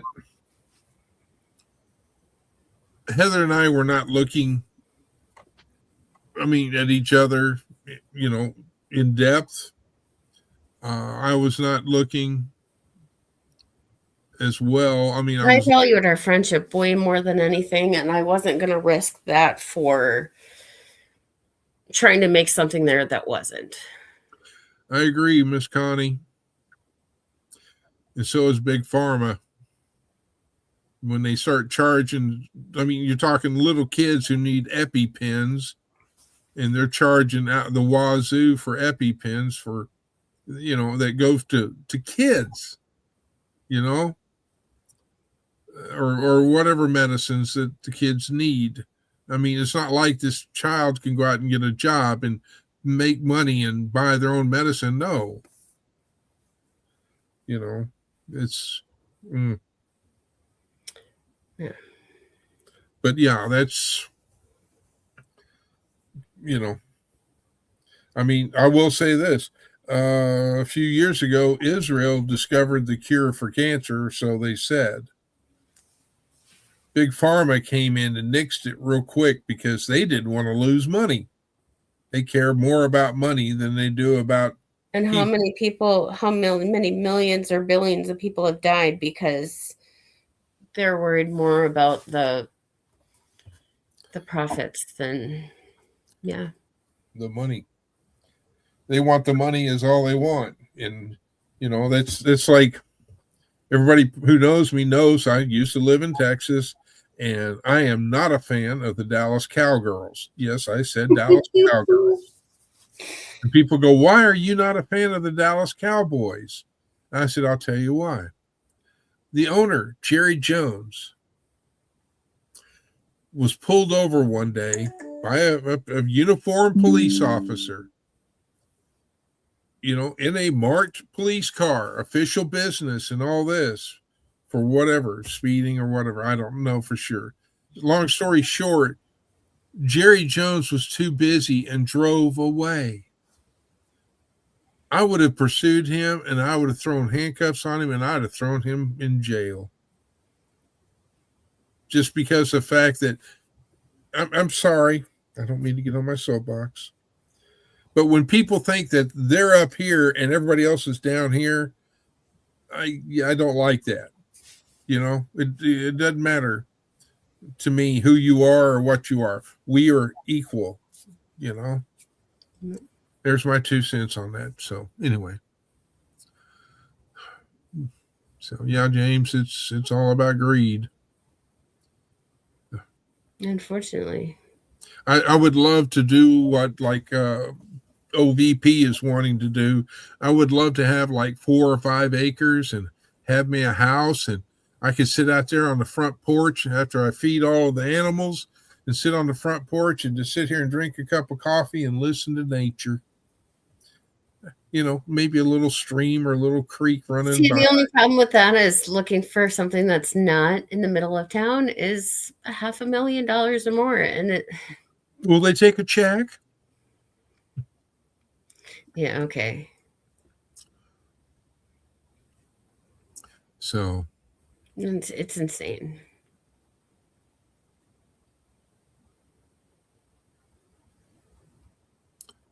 The housing market is highly, I think, artificially inflated. Well, Jennifer, do tell. Can you go in more detail or can you email it to me? Because inquiring cancer patient would love to know. Yeah, a check for $500,000 for something that's not directly in town that maybe has an acre or two. Yeah. I mean, I'd be happy if, I could sell Miss Lori's Learjet, and we could buy a house that way. But, gee golly whiz, I hadn't found that jet yet. She didn't tell me where she left it last. God rest her soul. God, I miss that lady. Ah. Yeah, do you remember that one time?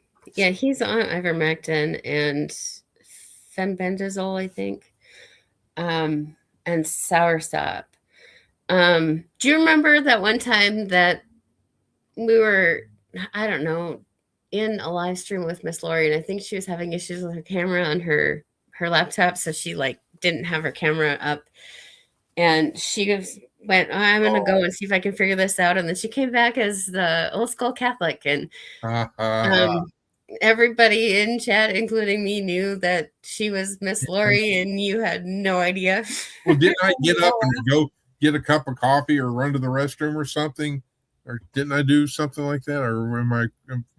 No, because she ended up going off, and then she came back into chat as old school Catholic, and you were trying to figure out who old school Catholic was, and we all knew that it was Miss Lori.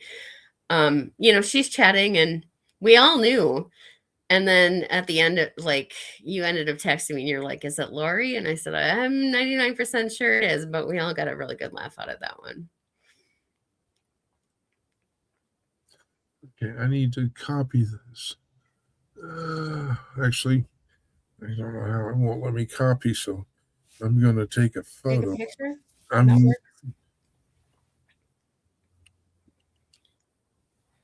See, and I don't MMS and TMSO. I'm not sure what that is. The ivermectin and fenbendazole. But there's Google. We can look it up. Well, is what you're doing.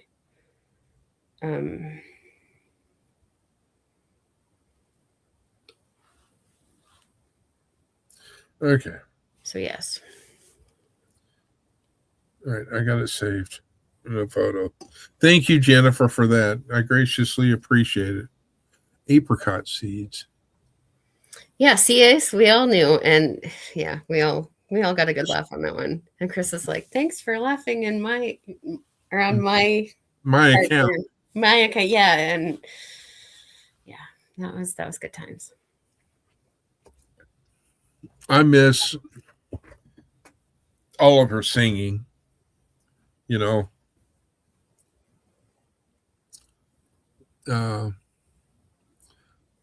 How she, and then especially the Jovita. Hi, Jovita. Anyhow.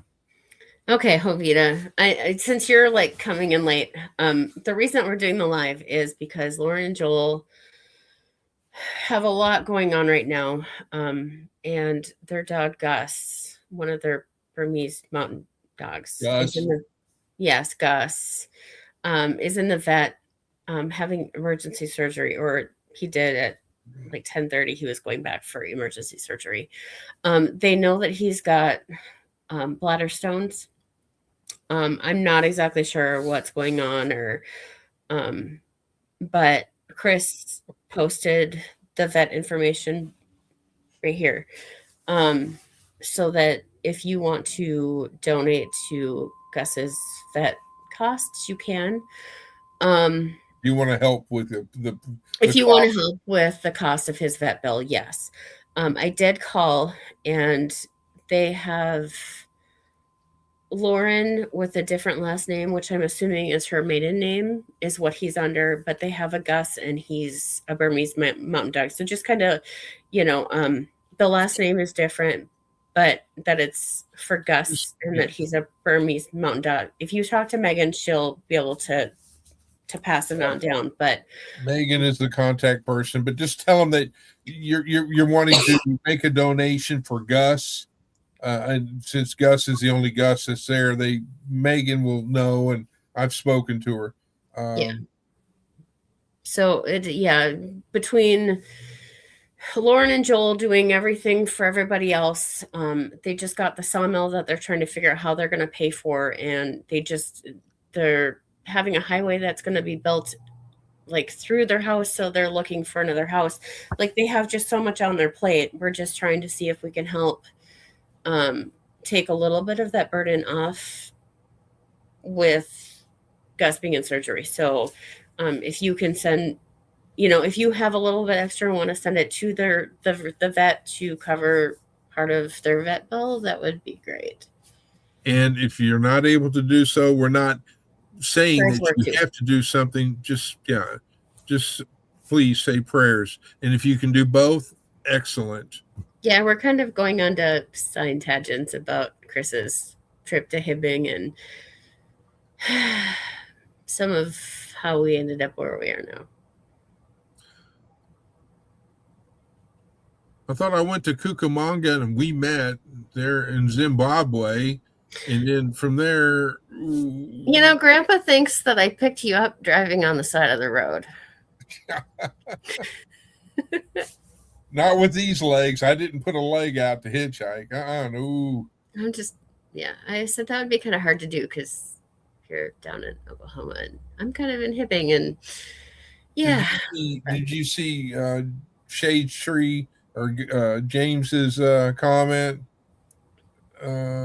above his last comment? Or no, the one before that. At 15. There was more than one, so we've gotten a laugh at Chris's expense. Yeah. Yeah. Yeah. That's all right.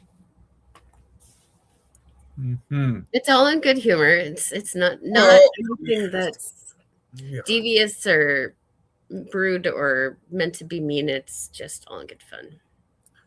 Well, if you can't laugh at yourself and have fun, then just go live in a cabin and be a mountain man or something, or a person. But, it's to me, everybody has their little close-knit group. Yes. And then of course after that you have your outer group and all that, and then somewhere you have family. My family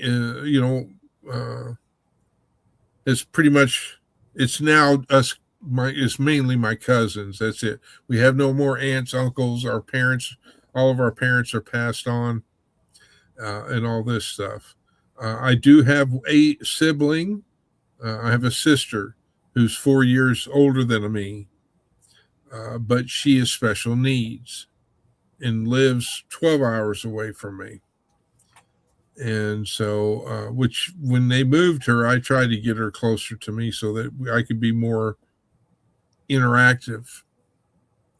But apparently God had said, no. You can stay down there in Texas. Chris, you're getting ready to move to Minnesota. So anyhow, never question the good Lord. I don't. I asked him one time if he'd ever moved to Minnesota.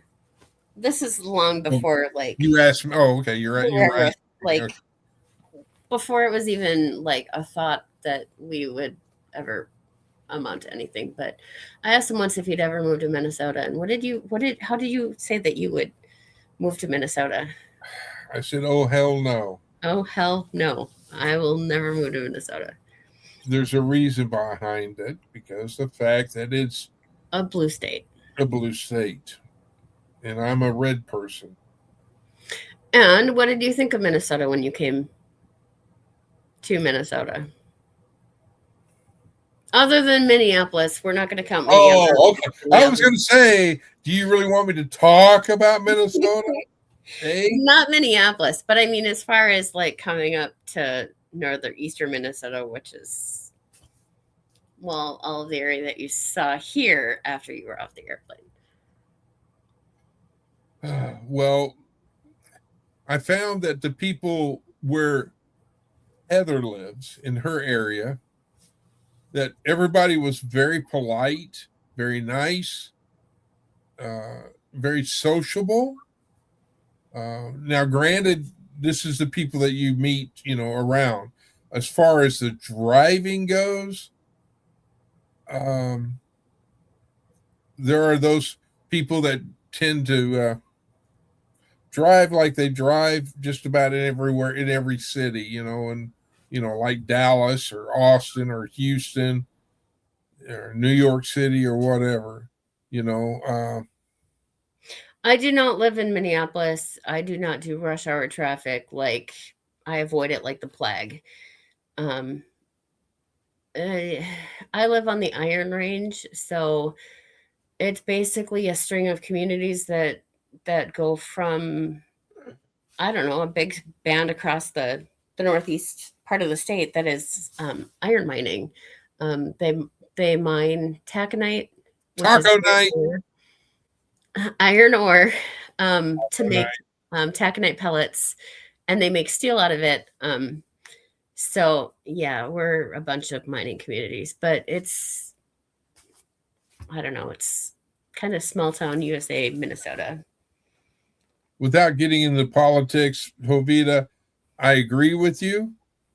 It's just that it's kind of like that, it's like being in a relationship.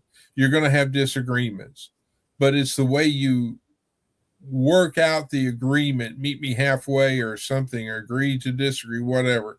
Yeah. That's the issue that I have, where do it some non-violent way. I will put it that way. Yeah, I think Without I should getting be into careful on how I word this, because like there's people on either extreme, but for the most part, yep. all people generally kind of want the same thing. Um, they want to be able to live without, well, stepping on people's toes, but actually most people, I think, want to be able to interact with everybody else and not create massive issues.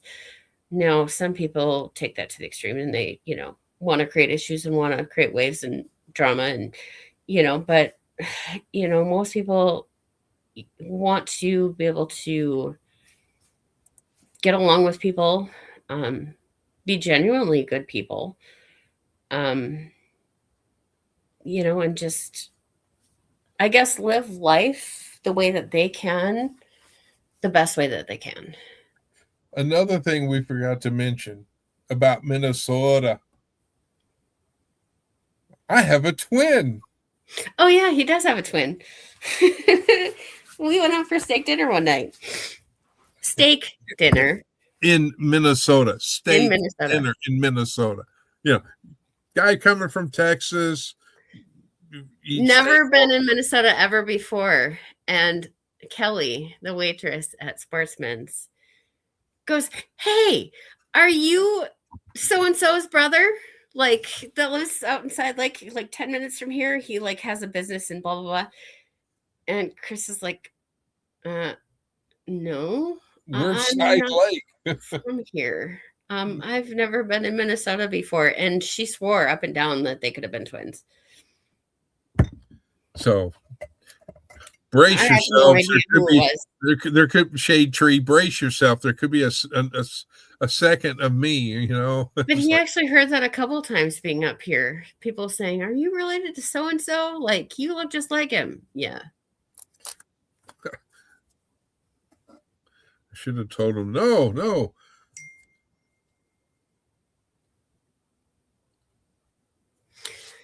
Hang on. Let me. I'll be right back. I'm muting. Okay. But it's like I don't know. Politics aside, there's extremes to both sides, and no matter which side you are on or land on, you're gonna not make somebody else happy about it. I choose not to talk about politics just because I don't really want to deal with, the arguments, or, oh my gosh, you feel this way, or, that way, or, what's wrong with you kind of thing. Politically, where I stand and where Chris stand are very similar. So I don't have any issues with that, but there's a few friends, possibly family members, depending on who it is, that I don't talk about anything because I will end up creating arguments, or, how dare you not believe, that, this isn't the right way to go. And well, it's like talking about, there are those people that believe in God, and then people that don't. And, if you're one of those people that are like, yeah, I'm a Christian, people will be going, okay, and, you're part of a cult, or, whatever. No matter who you talk to, like, you're going to have people that disagree.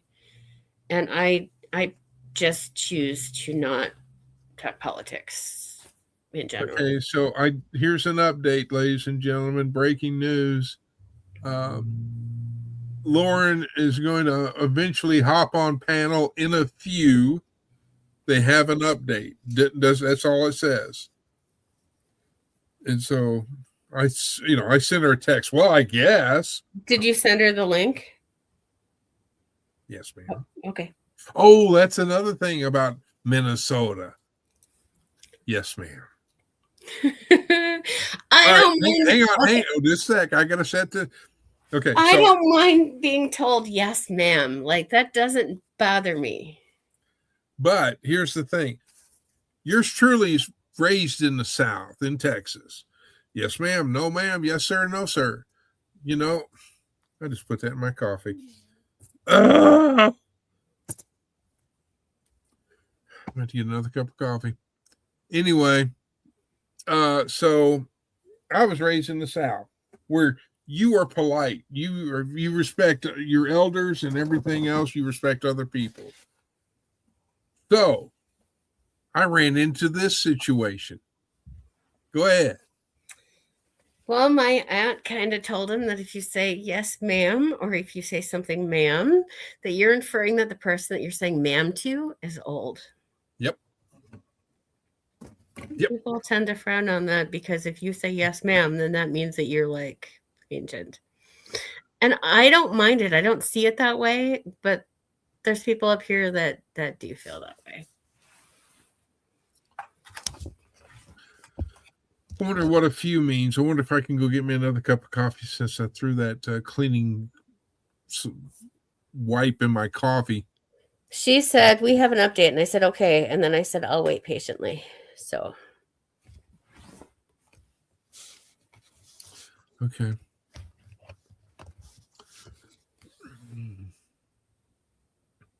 Please, Lord, may it be a good news for Gus, because oh, Lord.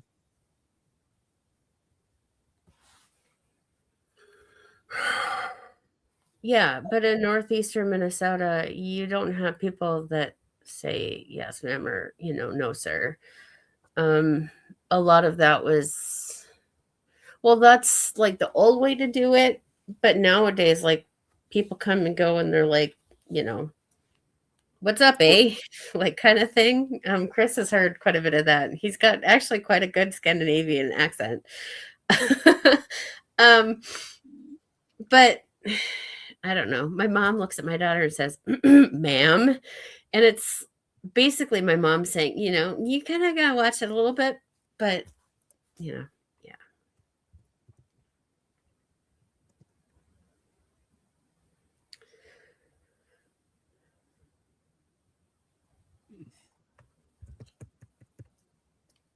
Yeah, quiet. I'm agreed, Jovita, 120,000%. That's the thing about, one of the good things about being YouTube creators or just being YouTube members is that when the word gets out that someone needs help, no matter what we can do, we do it. And my cousin Rick just said to that the one where I sent you what Dave said. Okay. I got the confetti. Oh no. Cousin Rick says, congrats. Keep us updated, please. So, and all that. What I'm saying, ladies and gentlemen, is that I had lunch with my cousins prior to finding out this information about Gus. And I let my two cousins know, who I'm very close to, about Heather and I becoming engaged. And so they're sending out, they were sending, here we go, ladies and gentlemen, here we go. You're, hey, Beth, here. Oh, shoot. I was hoping to wait. Okay, here he is. Oh, sorry. Hello. Hi. Hang on. I'm going to see if I can do this. Can you make them bigger? Yeah. I'm working on it. This is I'm awful. trying to figure out how to do it now. It's not doing it like it. There. Ta-da. And I'm going to do this information. I'm going to remove the information. If I can find it again. Hi, Hovita. Okay, so there's been some confusion. So those of you who are asking for a receipt, you've been getting their office manager / business manager's name on the receipt. Just disregard that. It is the Greenwood Animal Clinic. I just got off the phone with them and she told us, she said, you guys are getting donations. And I'm like, oh, okay. And she said, but people need receipts and we've been putting the office manager's name on there and Gus's name. And I said, well, they're not going to know who the office manager is. So she corrected it. So going forward, anybody who wants a receipt is going to get a receipt. It's going to be, the Making It Home and Gus. So you know that it's the right Gus. And we love and appreciate Every single every one of you. one of you. You guys are awesome. This hit us for a loop. And Chris, I apologize. I didn't call you back last night. I didn't want to have that conversation with you last night. It was a completely different conversation we were going to have. It was that we were going to say goodbye to Gus. Yeah. We thought this morning, because there was nothing, there was nowhere we could take him yesterday. He went down so hard and so fast. We were stunned. He could barely walk. He couldn't pee. He couldn't do anything. I don't want to get too graphic. He absolutely would not eat. He would recoil away from food and water. It was just a bad situation. His organs were closing down. His kidneys were failing him. We got him in as early as humanly possible this morning. I cannot say enough good about all the people up at the Greenwood Veterinary Clinic. And just for those of you who don't know the layout of the area, Greenwood is kind of a suburb of Fort Smith. Mm-hmm. The little town where we live, there's no veterinarian. The nearest veterinarian is over in Boonville, and they don't have any x-ray equipment. Yeah. Which blew me away. So Greenwood was our next option. So we got him loaded up and hauled butt over to Greenwood. They got him in like immediately, and they were so incredibly busy over there. But they made room for him. That clinic is going to be our forever clinic because they're awesome over there. Amazing. Megan is also amazing. That's who I've been talking to. Oh, Megan is yeah, fantastic. Megan and Morgan and Well,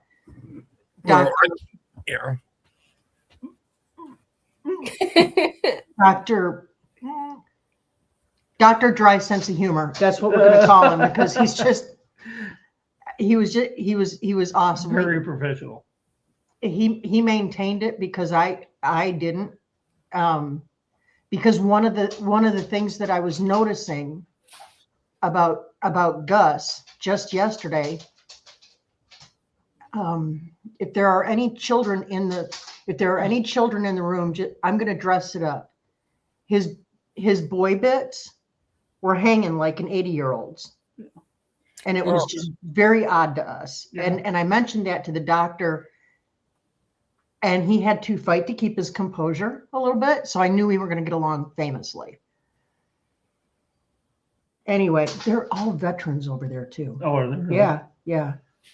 Anyway, But yeah, they initially checked him out, they ran a catheter up went him, ahead and ran a catheter and drained his bladder.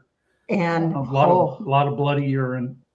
yeah, a lot of bloody urine, a lot of anger, and stones that were Probably a that couple size. stones coming out about that size, They were huge. but yet there are stones in his bladder about the size of my thumb. Yeah, So and it can be a genetic thing. It can be. I mean, we don't know. water, diet, anything. It could be anything. We have a lot of minerals in this water here. So that could have caused calcification in the bladder. But they gave him a bath, y'all. They gave my boy a bubble bath. So he was so uncomfortable that he was licking himself. When I got up this morning, We thought he was sweating, and I'm like, dogs don't sweat. he just was soaked. He was drenched.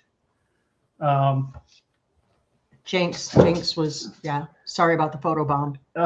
He was just absolutely drenched. So I know he had, had a pretty rough night. Yeah. Um, And we were up and down with him all night. After they ran the catheter through him and we were getting ready to leave, we wanted to see him. And he came in, and boy, he was like He was like He his was old self back to almost. his old self almost. He was very happy, very, very Yeah, his engaged. tail was wagging, and He looks like the Dickens. He looked looks terrible. Yeah, Smelled terrible. I've never seen a dog go down that fast. I've never seen a dog, and I don't want to. All dogs are good dogs.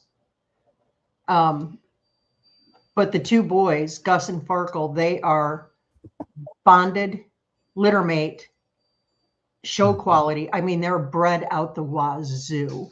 Their genetics are, their bloodlines are world champion, and just show specimens of the breed. And he looks like a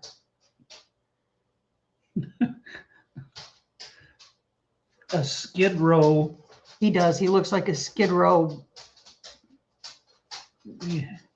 Mutt is what he looks. He looks horrible. It's going to take us a bit to get him back into condition, but the main thing was turning his health around and getting it figured out. So we have a plan going forward. He is just now under anesthesia.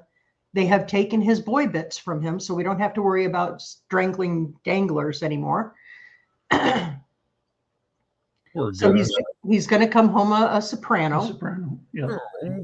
But hey, look, I need all the help with the interior designing that I can get here at Making It Home. So maybe now I'll have his help because, I'm not going to say it. I'm not going to say it. It's better just to leave it, Chris. I am. Just leave it. but they are going to be calling probably in the next hour or so. This next leg of the surgery is going to be highly invasive. We're kind of on pins and needles. We're prayerful that he's going to make it through anesthesia okay. There's always a risk there. Mm-hmm. And with his age. And yeah. But that was one thing that Lauren was talking about. He's an old man, Yeah. and For a Bernese Mountain Dog, he's quite elderly. To me, in my heart, I knew that this was not the end. This was not his final hurrah. And thank you, good Lord. That Amen. it turns out to be just bladder stones. It's nothing more serious than that. That it left unchecked. If we'd have left him unchecked another 4 hours, he would be dead. Yeah, his kidneys would have probably totally shut His down. his kidneys were in the final stages. Yeah. As was his liver. So to those of you who went out of your way to sending care donations for him, I don't know how to thank y'all, because that was a debt that was going to hit us at 36% interest. It was going to take me a good long time to get out from underneath that, and we've got the sawmill on top of it. And anyway, those are our problems, not yours. We appreciate you so much for the love and support and the kindness. And We love you, Lauren and Joe. Well, and you, Chris, know you that. and Heather, you two starting this up for us. you and Heather are, I don't know how to thank you guys. No, it's not just Heather and I. Look at all the people in chat, okay? Oh, yeah. It's not just Heather and I. There are all these people in chat. I tried to spread the word. I tried to get a hold of Brother Troy. His phone went to voicemail directly. I couldn't get a hold of him. I sent him a text. But anyway, it's not just Heather and I. It is all these people. And we've Also- got James and Virginia and Ace and Jovita and yes, Jovita. I'm pretty much living on Celsius today. All of them. Me too. I did. Connie did get a hold or sent, because I do not have Reverend Dream's phone number. I'm come heck or high water, I'm going to get Reverend Dream's phone number somehow, some way. But anyway, Miss Connie was. I have the permission to give that to you. Let me, while we're on the live right now, I will send that over to you. Okay. I will not share it without his permission, but yes, Miss Connie was a big help. Who else came? Let's see. There was Rebecca, Touched by Yarn. I was in here earlier. She may be still here. Lone Cross Scotty was in. Teresa J. Miss Teresa. Yeah. Yeah. Tracking Boy was in. Teresa J. is a wonderful lady. Beverly Moffat was in. Bev was in. Herb and Bucket Homestead. Wow. Awesome. We were trying the Orlando Prepper. The Orlando Prepper. Yes, Orlando. The man himself, the legend. Was here. And of course, Ace, has been very helpful. Ace is amazing. So, Chris with a K, the silent forgotten, who lives up in Canada, Oh, wow. who I'm friends with. A Simple Happy Life came in. Mm-hmm. Wow. I mean, so it's not just us, Lauren and Joel. It's not just Heather and Chris. There are all these other people. Okay. Which I'm sure the word will spread even more. It's like I've said, and when Heather has spoken of it or I've said it, I've reminded everybody, look, if you can afford to donate, please do so. If you are not able to do so, please say a prayer for Gus. And if you can do both, excellent. So that's what, and it's the only problem I didn't do when I was talking with you earlier, Miss Lauren, was ask you where is he at. So I had to go try to find, so I was calling all of the animal shelters nearby within a radius. He called, I think, 7 of them to try to get a hold of, and finally found where he was at. But he doesn't, we don't want to collect money and then try to figure out how to get it to you. We wanted to be able to help Gus specifically. So Yeah. that's why we reached out. He got a hold of the vet that he's at so that we could donate to Gus. Perfect. But everybody has been in this live has done something to help. I mean, like I said, Ace has been dropping links and I putting think out Tony stuff. was going to email Reverend Dream and let him know and pass out information that way as well. I'm doing it that way because I'm trying to get his information over to Chris with my cell phone while we're live is not working for me. So I just texted Dream to hop over here to Texas Raider 1122.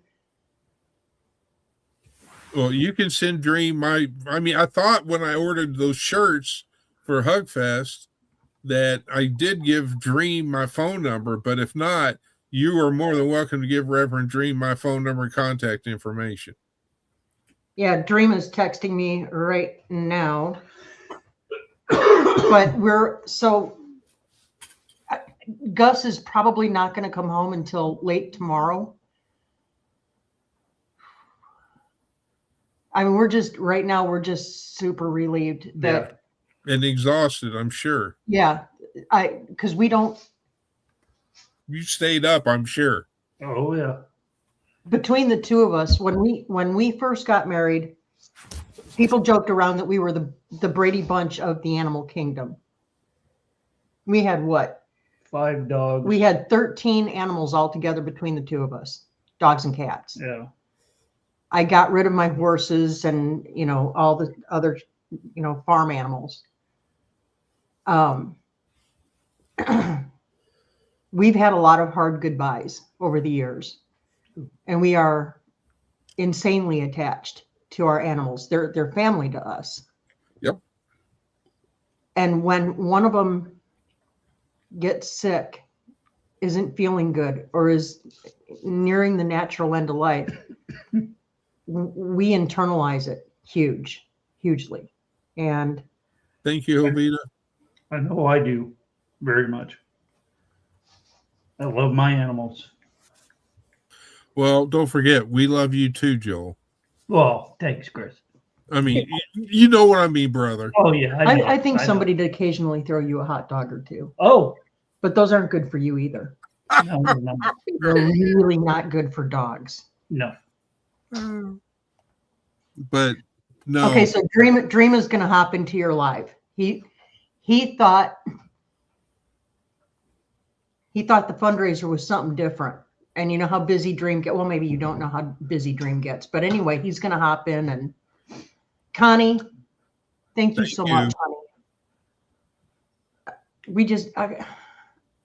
I'm overwhelmed. I really am. All I can do is say thank you from the bottom of my heart. And I know if Gus was here, he would be doing this to you, because that's what he does. He's my praise and worship dog. You say to Gus, okay, who do we praise? Well, we're praising God. And he does that. And it's just funny. Yeah, it wasn't too long ago that Lauren did a live for Faith. Yes. Yes, we did do one for Faith not too long ago. Well, yeah, and we would do it again. Yep. In a heartbeat. For anybody.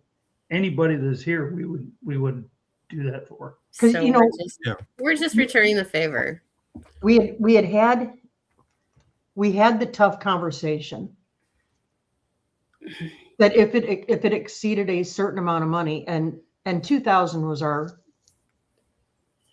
if it was going to exceed 2,000, we were going to have to put him down. That's all there was to it. We weren't going to let him suffer. And you never want to have to make that decision based on economics. But the hard, cold truth of it is, we weren't ready for a big expense like that. Read that. That says it right there. You're a family. Bravo, Connie. And so are all the fur babies and feather babies. That's right. Thank you. Bravo, Connie. Bravo. Connie gets the kudos for this hour. Yeah.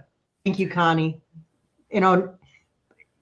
Just so everybody knows, if if the script ever gets flipped and somebody in our friends and family needs the help, we're going to be front line. We're going to be front and center, You've leading proven, the charge. you've proven that already.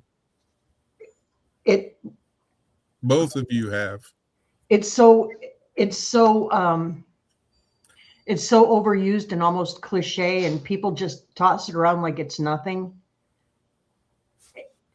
I don't like to refer to our YouTube channel and our followers and our, friends, our supporters as community, because it's so watered down. It's kind of lost its meaning. You guys are like extended friends and family to us. Yep. And we were always raised to believe that friends and family stick to each other. Mm-hmm. We go through the hard things and we go through the tough things together. We don't abandon, we don't jump ship. We don't celebrate the hard times. We celebrate coming together and let's get up the hill together. So, Yep. yeah. I guarantee you, I think both while earlier, because Heather and I were on panel, I think we both have said that,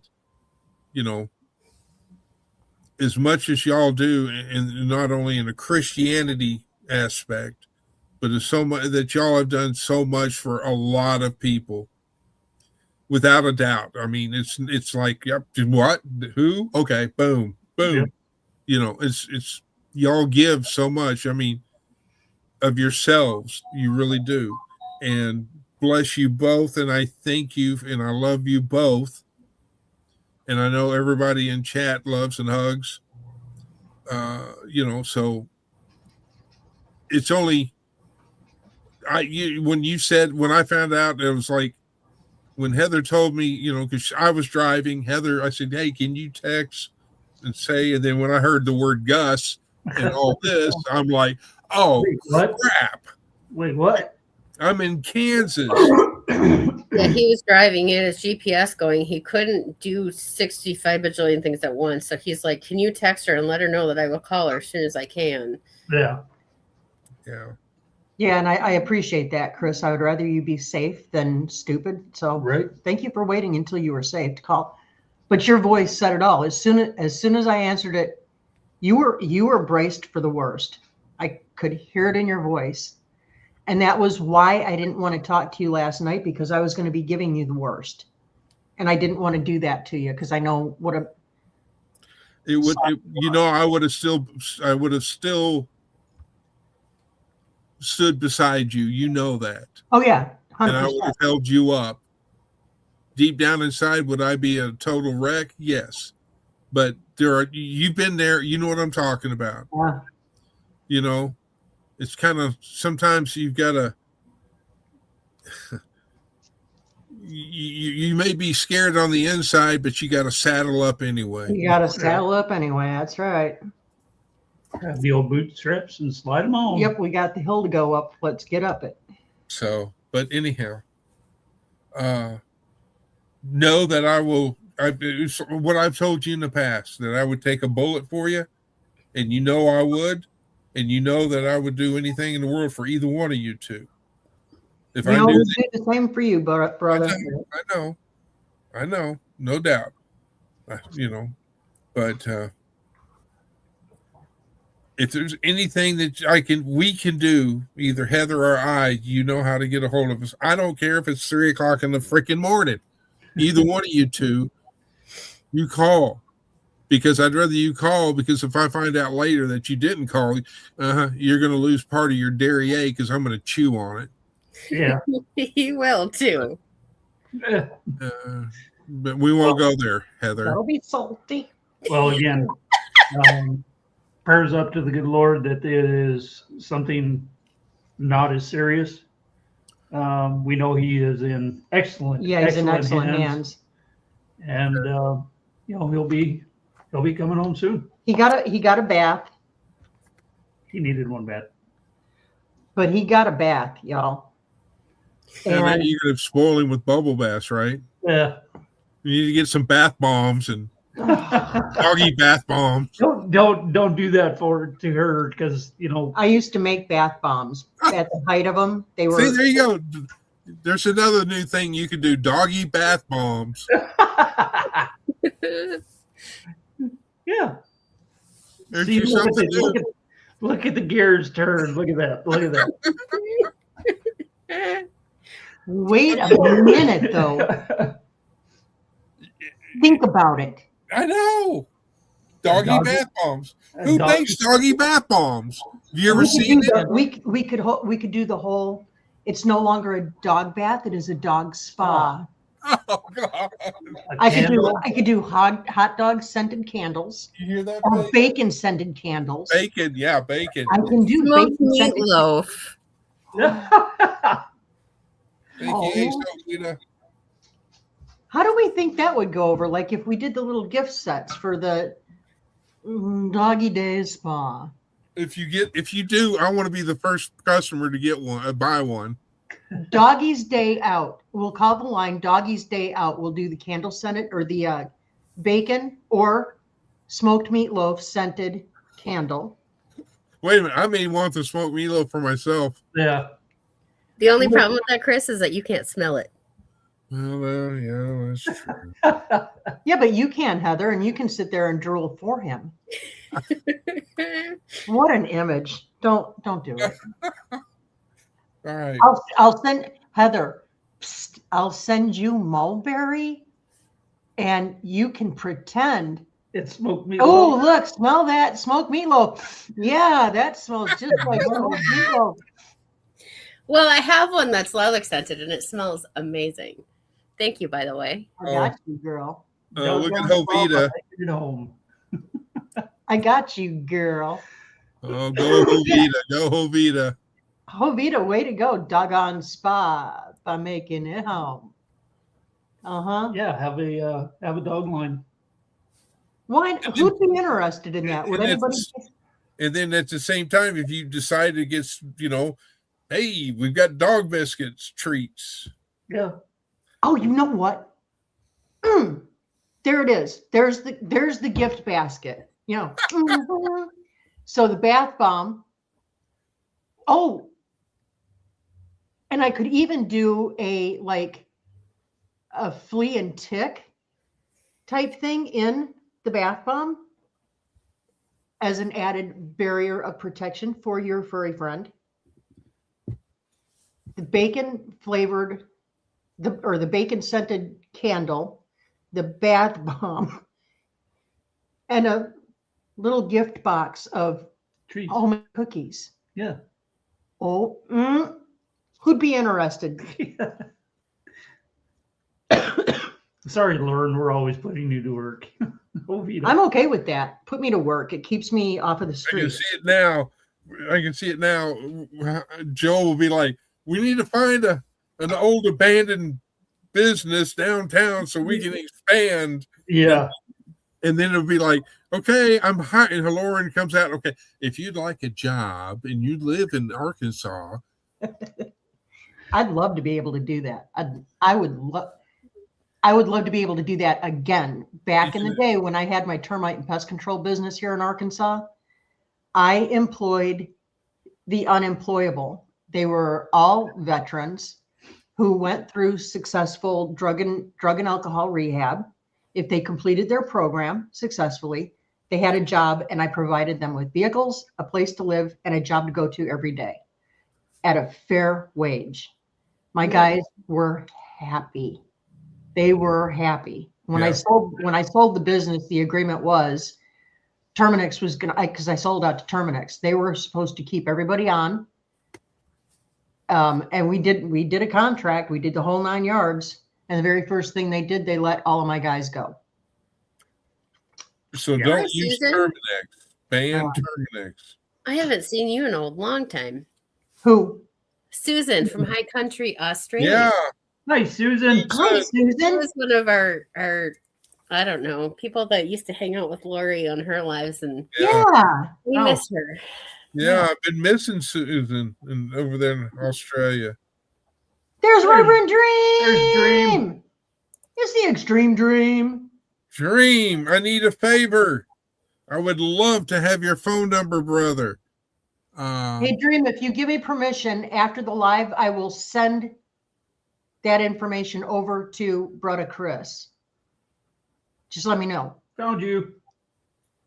Just so that if something comes up or whatever, we can be in communication. Yeah, it's a good idea. So How long have you been going, darling? since 2 about hours and 40 minutes. 2.5 hours. Merciful. That anybody would give up that kind of amount of time for us? Well, hello, Rhonda. Rhonda Dotson. Hi, Rhonda. hi Rhonda, thank you. Thanks for coming in. Yeah. Go out. Okay, give it, sister. Heather, take it for a second. Faith wants out. Take. Oh, Hot dog, hot dog, hot dog. Hi. Hi. All right. Heather, you're not working today? no, I actually am off today and tomorrow, but I have to go pick up my daughter from track practice. She gets done at 5, so I have to leave in about a half hour. Okay. Thanks for giving up your time today for us. Yes. Thank you. Thank you. Thank you. I'd do it again in a heartbeat. Greatly appreciate it. I'm blown away because the vet clinic called us. We've been trying to keep the phones free for the vet clinic. And she called, she said, so people are calling in donations and they're probably getting confused. They don't know who the names are. And I said, well, what names are you? Well, we're putting on our facility manager's name and Gus's name. I said, well, they're not going to know who that is. It's like a Brian or something like that. Anyway, then just ignore that. But they've got it all fixed now. So you guys, if you call in to the clinic to make a donation on Gus's behalf, the receipt's going to be solid for your records. You're going to know exactly what it is. Dream And said, go ahead and give. Yeah, I got that. Roger that. I got it. I will get that to him as soon as we're done here. Yeah, greatly appreciate it. It just blows me away. Yeah, I didn't talk to Chris before I donated, and he's like, "Is that from us? Like, you didn't talk about it?" So I said I sent what I felt led to send. Thank you. So I know that it'll help. Yeah. Anything, just even a prayer. The prayers. The prayer helps as well. So don't feel Yeah, obligated don't. to do monetary. Yeah. Oh, I sent a chunk, so you're gonna have less of a bill. Thank you. Thank you, Heather. Don't let us put you behind the 8 ball, though, please. Yes. Well, see, okay, so I sent $500. Heather. And I took last week off of work because Chris was here. So I may have to pull out of my savings a little bit into my checking account to. I'm okay. I'm okay. I put $7,000 into my savings because I know that Chris and I are looking for a house and closing costs and stuff. So I do have money that I'm trying not to spend, but we'll make it. Okay. Heather, But thank still, you. That's huge, huge, huge. And how many of those candles would you like, honey? No, you sent my daughter 3 bunnies and a coaster thing for them to sit on, and you sent me a lilac candle and tulips. So weren't those bunnies cute? they were. See no evil, hear no evil, speak no evil. She's like, what am I gonna do with them? She put them on her shelf. So Yeah, you put them up for pretties. They're just little pretty They're tchotchkes. knickknacks. I'm kind of surprised that they don't really smell vanilla-y. I was kind of hoping that they were going to smell a little more. You know what? I tried to do the scented epoxy, and you can get a whiff of them, but I think the harder they cured up, the more it sealed the scent in. And so sorry about that. I got to go back to the drawing board on that one. It's all good. You learn by doing. So Yeah, that's right. But if you put them somewhere where they get a little heat on them, not much, because you don't want them to get sticky, it'll start releasing some of that. oh, okay. Just a tip. Oh, look who's back. Oh, Oh, look who's gone. Oh, wait, look who's back. No, he's back. Is he gone? What is he doing? I don't know. I think he's dancing. It's the hot dog dance. Oh, the hot dog dance. The dance of the magical hot dogs. Hello, sir. Hi. Hello. Let's see. Off. All right, Jovita. Love you very much. Take Thank care, you, Jovita. Jovita. Thank you for all your help. See you Friday. I don't know what tomorrow's gonna look like. Usually I go live at 3:15 on Tuesdays. I think this is your live right now. Probably. I don't know that I'm gonna have the time to be able to go live tomorrow, but I'm gonna do my best in our community section to keep everybody updated on how Gus is doing. Yeah, they'll let us know when he comes out and how he's doing and that kind of thing. So we'll keep everybody posted and abreast of the info. The thing with Bernese Mountain Dogs is they are an extremely stoic breed. They can be in extreme pain and you'd never know You it. never know. That's part of what they are. They're just very stoic. They're not whiners. They're not criers. They're definitely not Chihuahuas. Then what does Farkle do when he goes outside then? Well, he's a weenie though. He's an attention hound. He knows that you'll come running if you do the. He yips and yaps. He's so excited about going outside in the morning. He just goes off. Yeah. All right, Chris. Susan asked, "How are you, Chris? Do you want to tell her how you are?" How are you, Chris? I will do it just after I brag on somebody real quick. Lauren and Joel, I want you to know how wonderful Jovita is, and which yeah. I know you already know. Oh, yeah. So I received your text. Hey, we're going to be coming up on live in a few, and all that you sent. Yeah. So I immediately stopped everything and said, and let everybody know in chat that y'all would be coming on live and all that.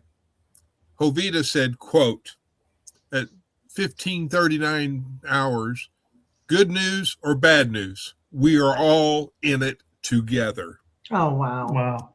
Thank you, Jovita. That right there says it all, how we are family. Right. Yeah, she's So my girl for sure. So, I wanted to call her out on that because not in a bad way, of course. I mean, obviously, but I wanted to brag on her for that. So, next to so many other people, Miss Susan, I've been diagnosed with prostate cancer, muddling through it at the moment.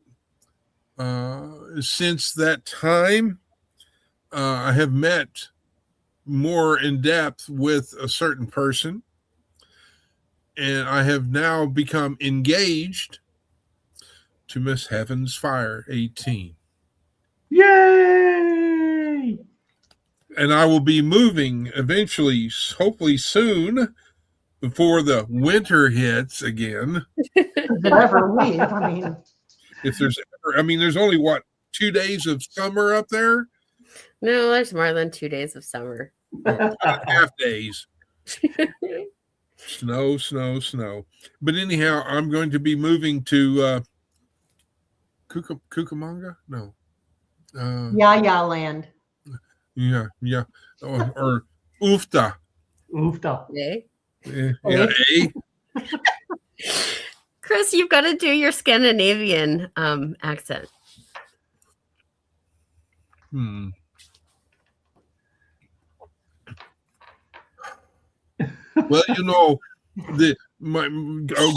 Gus and my friend, we got to send the prayers for Gus. He's a good dog and a loving fan. Yeah.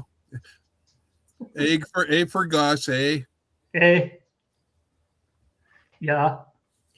Oh, yeah. This is what happens when you let Chris in Minnesota for 12 days. Yeah.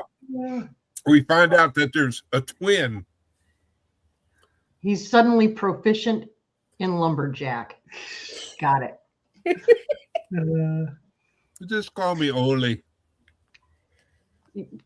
Lauren doesn't know about Oli and Lena and Sven. Well, just call me Oli. My cousin Finn. Yeah. Oli and Lena, you'll have to go on YouTube and look up Oli and Lena jokes.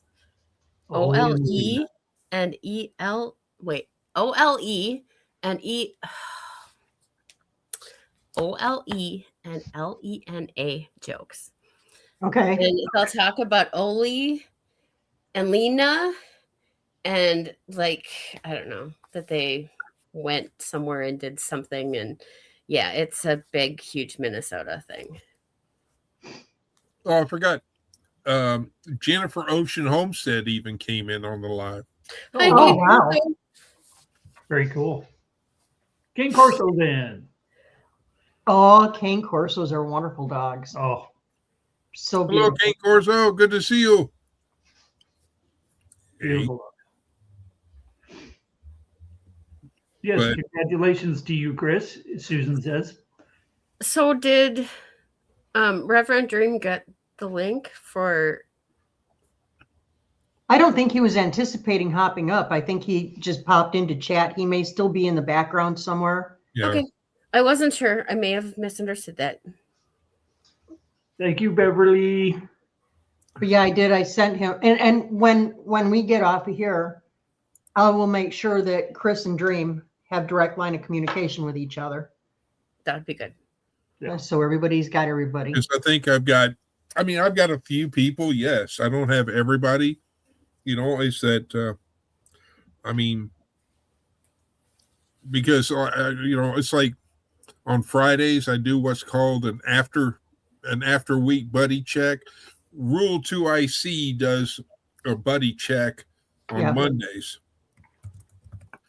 I do it what I call after buddy check on Fridays. Okay.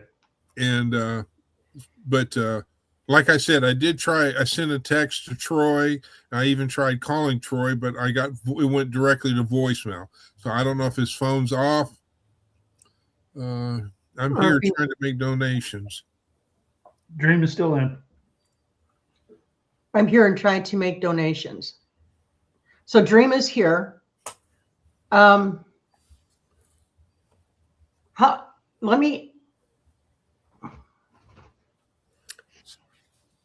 trying to think how to do. Wait, I have an idea. If we want to pull Reverend Dream up on panel, if he has time, I don't know if he does or not. What I'm going to do is I'm going to go back to my computer and I'm going to send your cell phone, Chris, to Dream. And I'm going to have him text you. Okay. And then you can send him the link to his phone because he does everything on his phone. So you guys excuse me. Troy's here. Troy is here. Oh, Blue Eyes is in the house. Troy Sutton. Hello, brother Troy. Oh, he had all 5 nephews with his niece all weekend, so he was worn out. He's pretty worn out. So I'm going to excuse myself. I'll let Joel kind of do the floor show. Troy, I don't know if you got my texts, my Dance, honey, missed dance. call, my Right. smoke signal, or what. But thank you for being here, brother Troy. I don't know if you know what's going on yet, brother Troy, but our canine brother Gus is in the hospital, emergency vet. So He had bladder stones and was going down pretty quick. So we had to get him in today so he could get some surgery and get him taken care of. Yeah, on the x-ray, his bladder's full of these stones. So they're pretty good size. Poor guy. see, that's what I was trying to figure out. Is when Lauren said that going to take him to the vet, I'm sitting there going like, Joel's at work. How's she going to get to the vet? So thankfully, you stayed home. Yeah. Yeah. I told her last night, I said, you know, I'm going to wake up in the morning, and if he hasn't changed or gotten worse, I'm not going into work. We're going to take him in. Well, So you understand what I was saying is that yeah. I was trying to figure out how she's going to get there, and I'm 4 hours away. I can make it maybe 2 if I really do it fast. No, don't want you to end up in jail, Chris. I know a judge or two. But yeah, the work was pretty understandable. They know that my wife and my animals are top priority. Well, did you see the thumbnail that I did? Oh, this yeah. For the live, yes, I did. Yeah. I took your all's last picture and then shortened it up, but it wouldn't let me do a full picture. So, Yeah.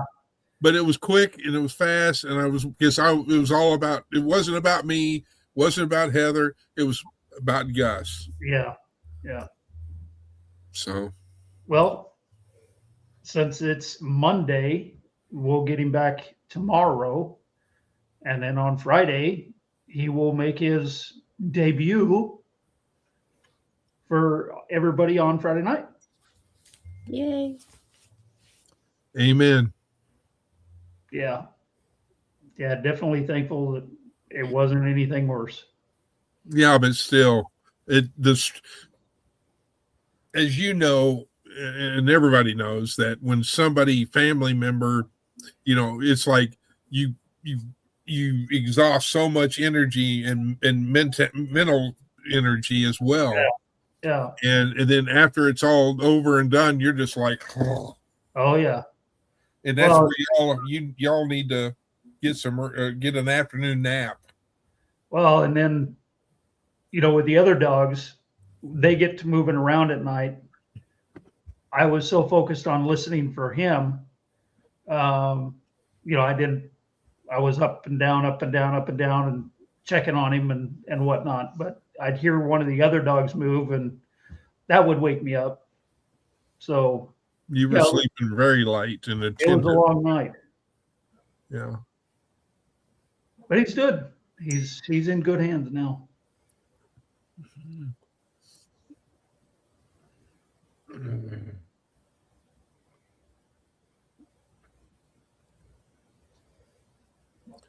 I wonder if there's a way. Okay, so I need to go. Okay, I need to go over here. Here. That's not what I want. I want.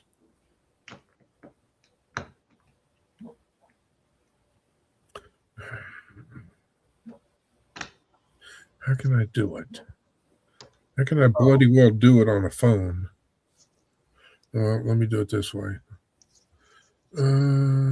Here. Well, don't end up sending a text to, Japan or something like that. Well, I'm trying to figure out how I can get my link. Like your channel link? Well, to this live on my phone. Okay, I have everybody connected. Okay, so now I emailed her that.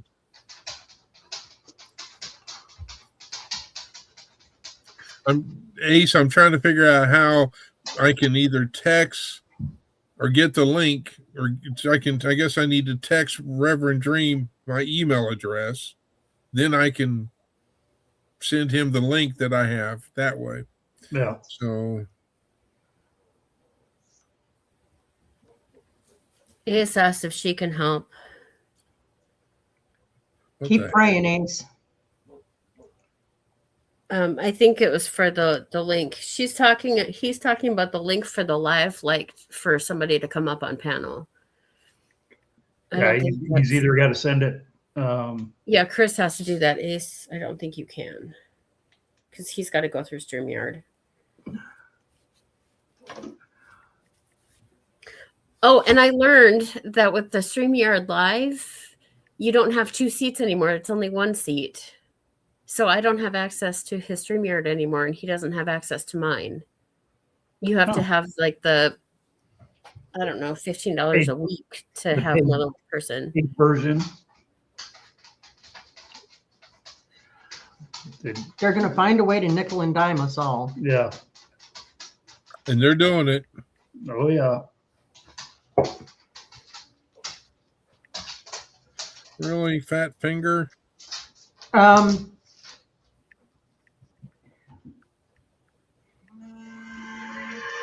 Hang on, that might be the vet. It is. Let me grab this, guys. I'll give you an Go, update. go, go, go, go. Hello. Hey, hi. Yep.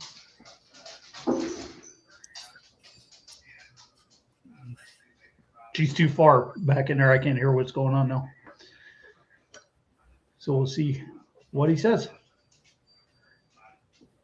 Yeah, and the other thing that they were going to do is go ahead and fix him. While they were down there. Yeah. Yeah. Yeah. Or excuse me. Oh, hi. Oh. Oh, Mr. Bill. Oh, goodness. He's going to be going, bark, bark, bark.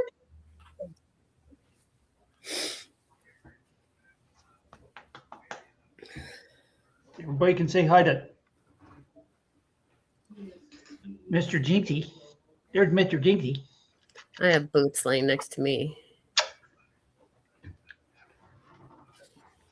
Come here, buddy. Ugh. Oh, did a kitty. Yeah, hi, Boots. Hi, Boots. Kitty, kitty, kitty, kitty, kitty. Meow. Meow, kitty. He's looking for the orange pen, but the orange pen is up there. Boots. Chris brought him his orange pen. Yeah. That's his toy. Boots. Boots. Where's the Boots? Get it, Boots. Not interested, huh? Okay, Boots. All right, go lay Love down. our animals, don't we? It was hilarious because those cats of hers would come to her and all that. Well, after I'd been there for a while, they kind of got used to me. Yeah. And, so they were, Tilly was the one and Boots were the two that pretty much like, hey, we got somebody here now all the time. Somebody that can pay attention to us. How many cats do you have, Heather? 3, and Mocha is my shyest one. Yeah. Miss Explosive Tail Kitty. I mean, it's And- like, oof. Here, I'll go grab her. It's not like Czar or anything like that. Susan, she has 3. She's got Boots, Tilly, and Mocha. She's got Mocha right now. You see Oh, right- yeah. She's got a really poofy tail. Is she part Maine Coon? They're all siblings. Oh, well, okay. Now that I made you big. Um, Okay. Boots and Mocha are litter mates, and Tilly's from the litter No, before. I don't want that. Oh, okay. Don't want that either. I want And she's kind of a medium-ish hair, but she's got the poofy tail, and the other 2 have normal short hair. It's amazing on cats the variety that you get out of a litter. There we go. All right. I've got a dog and a There's bunny. Miss Mocha. Oh, well, Hi, now you- Popo. Hello, Popo. Hi, Mocha. Bye, Mocha. Yeah, they don't like to be held very long. Boots. Hi, Boots. Here's my foot. Yeah. Uh-oh. Kitty's out there. Anyway. Yeah, so we've got 5 rabbits and 3 cats. More to come. More to come. Yes. I gotta look at the weather and see what it's gonna do, because if it'll be a month. It'll be a month after breeding that they'll kindle, and then we'll end up with baby bunnies. But I want to make sure that I'm not gonna have bunnies when it's really cold or Yeah. Okay. Right. Now I need to go over here. but we raise them for mainly for show. So like if they're showable, then we'll bring them and show them at the fair. Okay. And then the ones that we don't show will end up going for meat. Incoming praise report. Dual purpose. Uh-oh. Hang on, I'm sending Reverend Dream the link. That was Dr. Singer up at the Greenwood Vet Clinic. We're going up to pick up our boy. When? He asked us to be up there between 5 and 5:15. We're going to interview him and Gus's caretakers. We're going to put that out on our channel. Awesome. I want everybody to know about how wonderful. And you know what? Gus is a little stinker. Oh. Uh-huh. What'd he do? He removed his catheter on his own. Thank you very much. He didn't like anything intruding on his bum. You know, that sounds like a Paul Honeyman. That sounds like something Paul Honeyman would do. I had to say it. I'm sorry, Paul. Forgive me, Paul. I have nothing to say. But Gus came through his surgery fantastically well. Good. Praise the Lord. He's got pictures, he's got the imagery of everything he pulled out of this dog. And again, so it's not like he's been out in the yard eating stones. These are bits of calcium deposits that harden over time and build up in their bladder and urethra, and and this could have been so bad. And he was hours away from crossing the Rainbow Bridge. Yep. Dr. Singer says he would just do so much better in his own home environment. And when I told him that I had run a 360 dog facility, he says, yep, come get him. He's going to do better at home. His big concern is that they don't have kennel people overnight up there. Oh, okay. And Gus is one to hold his bladder, and that would be damaging for him. Okay. So he is going to Dream. So he is Hey now, how's everybody doing? Thank you, brother. better now. Yeah, it's always a blessing to see everybody. Much love to you all. Thank you, brother. I hate to hear that your dog is sick. He's on the mend, Dream. I was just given a praise report. The doctor just now called, and Gus is going to come home. The doctor feels he would do better under my care at home than if he stayed up in the kennel overnight. So, Right. Wow. and the doctor knows that I ran a huge dog facility, so he's really confident about sending him home. All of his stitches are internal.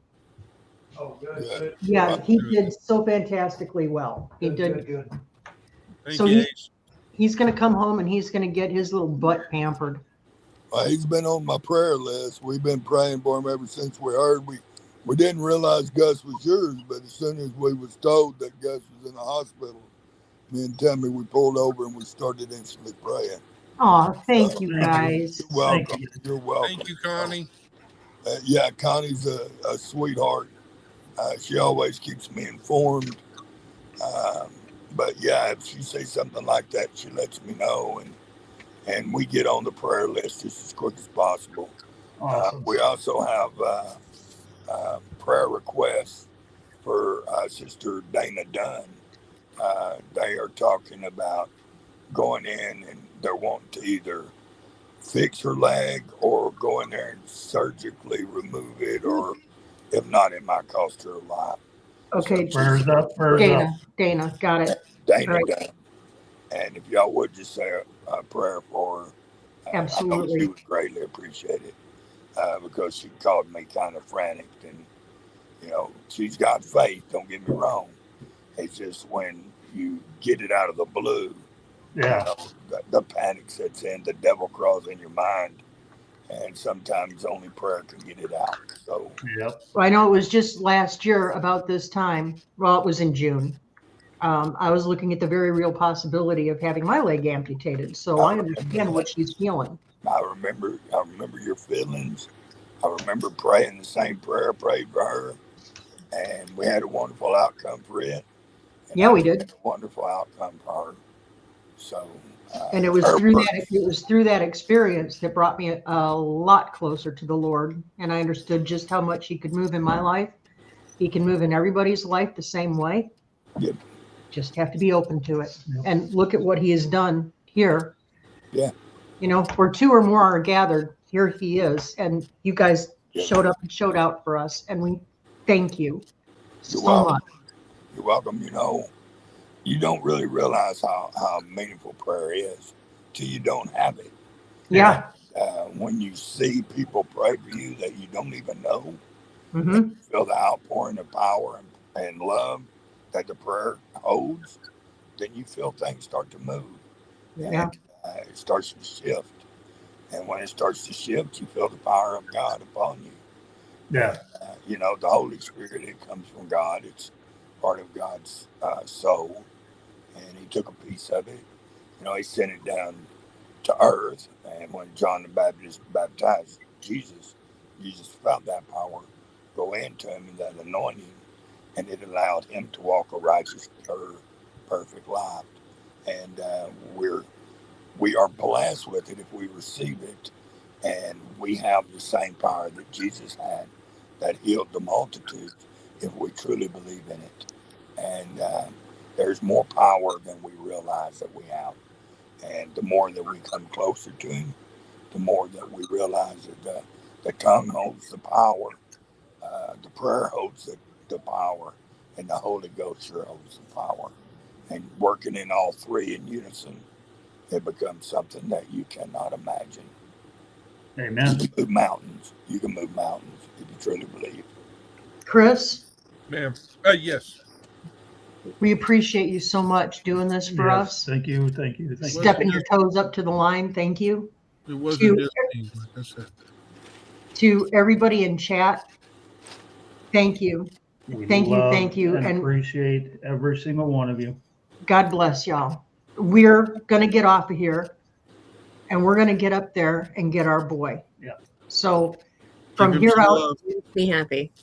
we are going to be filming this, and the doctor's kind of excited about becoming a little bit of a celebrity. So y'all throw some love at him when you see him over on our channel. Now, are you going to do a live or are you going to do a just record? No, we're going to do a video because Okay. I've got to be mindful of the other people up there and their privacy. So Understand. So we'll have to watch that and yes, ma'am. Yes, ma'am. All right. Oh, well, you be quiet. You know what? Yeah. All right, people. Love and appreciate every single one of you. Go get some rest if you From the can. bottom of our hearts. Yeah, So- man. Praise right, you both.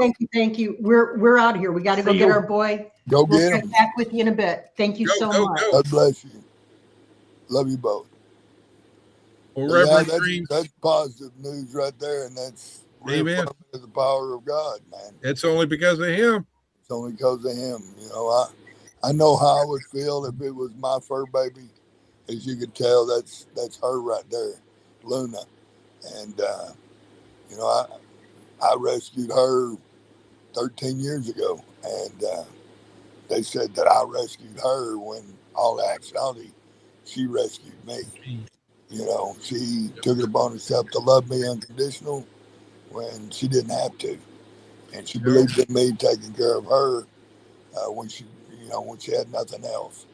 So she built a trust with me and her faith upon me, and I was blessed because of it.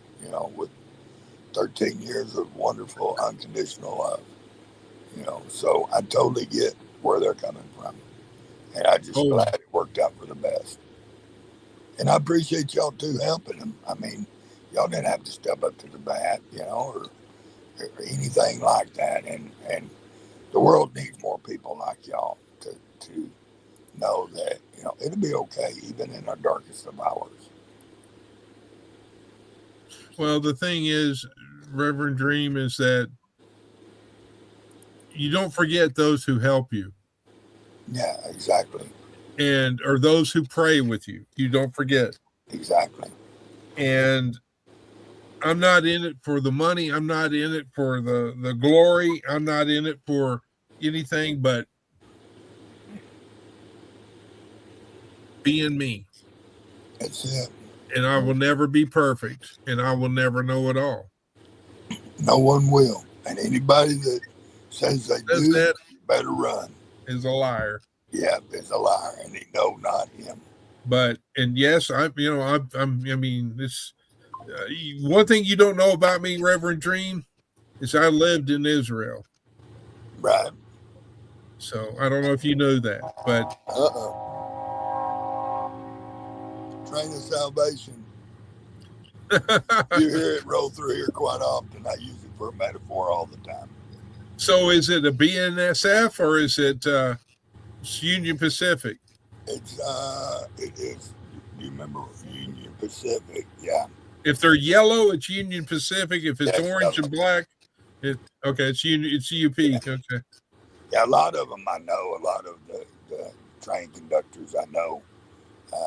My friends, I used to ride Harleys with them, and but since I don't ride Harleys no more, they still come through and still honk, still wave. But yeah, we use it for a meaning. We call it the train of salvation. And when you hear the train come through, it's a reminder of you to get your ticket for that train. And all it takes is to give up your free will to get a free ticket. Your free will you give up so that when Christ has it, he can lead you, direct you in the path that you need in the righteous way, because none of us are perfect. We're all a bunch of sinful, disgusting creatures unto them. But he still loved us enough to prove that we are worthy. And if we truly believe in him, then he will show you that gift, that free gift of salvation. And you get that ticket. You crawl on that train of salvation where he's a conductor, where it only has one way to go. And it won't even need the tracks after a while. And you let him drive your life. Never get off the train. Never draw your attention right or left off his path. You always stay with him and let him direct you. And as long as you do, then you'll get to the destination, the final destination of where you need to be. And that's to his Father and to your Father and mine. And it's just a little reminder. And a lot of times people are coming into my chat and we're chatting and they're asking questions and they're doubting. And about that time you hear that train of salvation come through and blow. And it's like, maybe that train was meant for you today. And like, wait a minute, that come at the perfect time, and I was doubting, and now here this train comes to remind me. So, it's more to us than a train. Everybody sees it as a train. We see it as hope in him, for seeing the things that we do not see, but knowing that we trust in him to see everything. I'll have to remember that when I eventually get my model train set up when I moved to Minnesota. Yeah. And because I have model trains, and I may have to make up a sign and put on my train, so when it goes around the track, Yeah. I may have to use that metaphor. Have your little decal there that says Yep. Train of Salvation. I need to hop down. I have to go pick up somebody from school because she's getting done with track practice and it takes me 15 minutes to get there. So Love you. I love you. It's good seeing you. All right, dear. Well, I'm probably going to shut down here after Reverend Dream. So All right. be careful, be safe. Don't forget to lock the door, and I'll talk to you soon. And Great. congratulations, too. Thank you, you. brother. You're welcome. My blessing. So, anyway, Dream, I appreciate you entrusting me with your number and all that, and Yes. I will not give it out unless instructed to do so by you. Thank you very much. Thank you very much. But I'm one of these type. Because of the fact that I don't know if you've ever heard of Rule 2IC, the Rule Report. I don't know if you've ever heard of him. He's a prepper, and he's very, very knowledgeable. A good man, and he has a circle of people that he texts on Monday and does the buddy check. He's not a veteran, which surprised me, but he checks on certain people and just sends a text and says, "Hey, how are you doing?" Yeah. And I do what's called an after buddy check on Fridays. I send out text messages and say, "Hey, how was your week? You okay?" Right. And so, and to certain individuals as well. Well, that's good. I mean, it's good. You always need to check on people. Well, people you don't really realize might not have nobody to check on them. So. Well, the thing is, it's, as you know, and as I know, we're both veterans. Right. And veterans, well, a lot of times they don't get what they need. Yes. Or it's like, oh, no, Agent Orange, nah, it won't hurt you. Right. But anyway, I won't go into that political soapbox. Yeah. So, but anyway, But we to go me, down a deep rabbit hole with that one. yeah, very deep, all the way to China. Yeah. But if we don't check on our fellow brothers and sisters, then who will? Amen. And there is one answer to that. And that one answer, of course, is God. That's our final destination. God will always check on you. But as far as a human being here on planet Earth, who will check on you? Right. So say if you can count on your hand how many friends you truly have. And if a man can have 5 people as their friend, he had a blessed life. I can really look on my hands, both hands and both feet, and I feel that I could probably keep counting for a while for the people that truly love me, and for that I'm forever blessed. I'm looking forward to you're going to get if everything still goes correctly. I will be still planning on coming to Hugfest.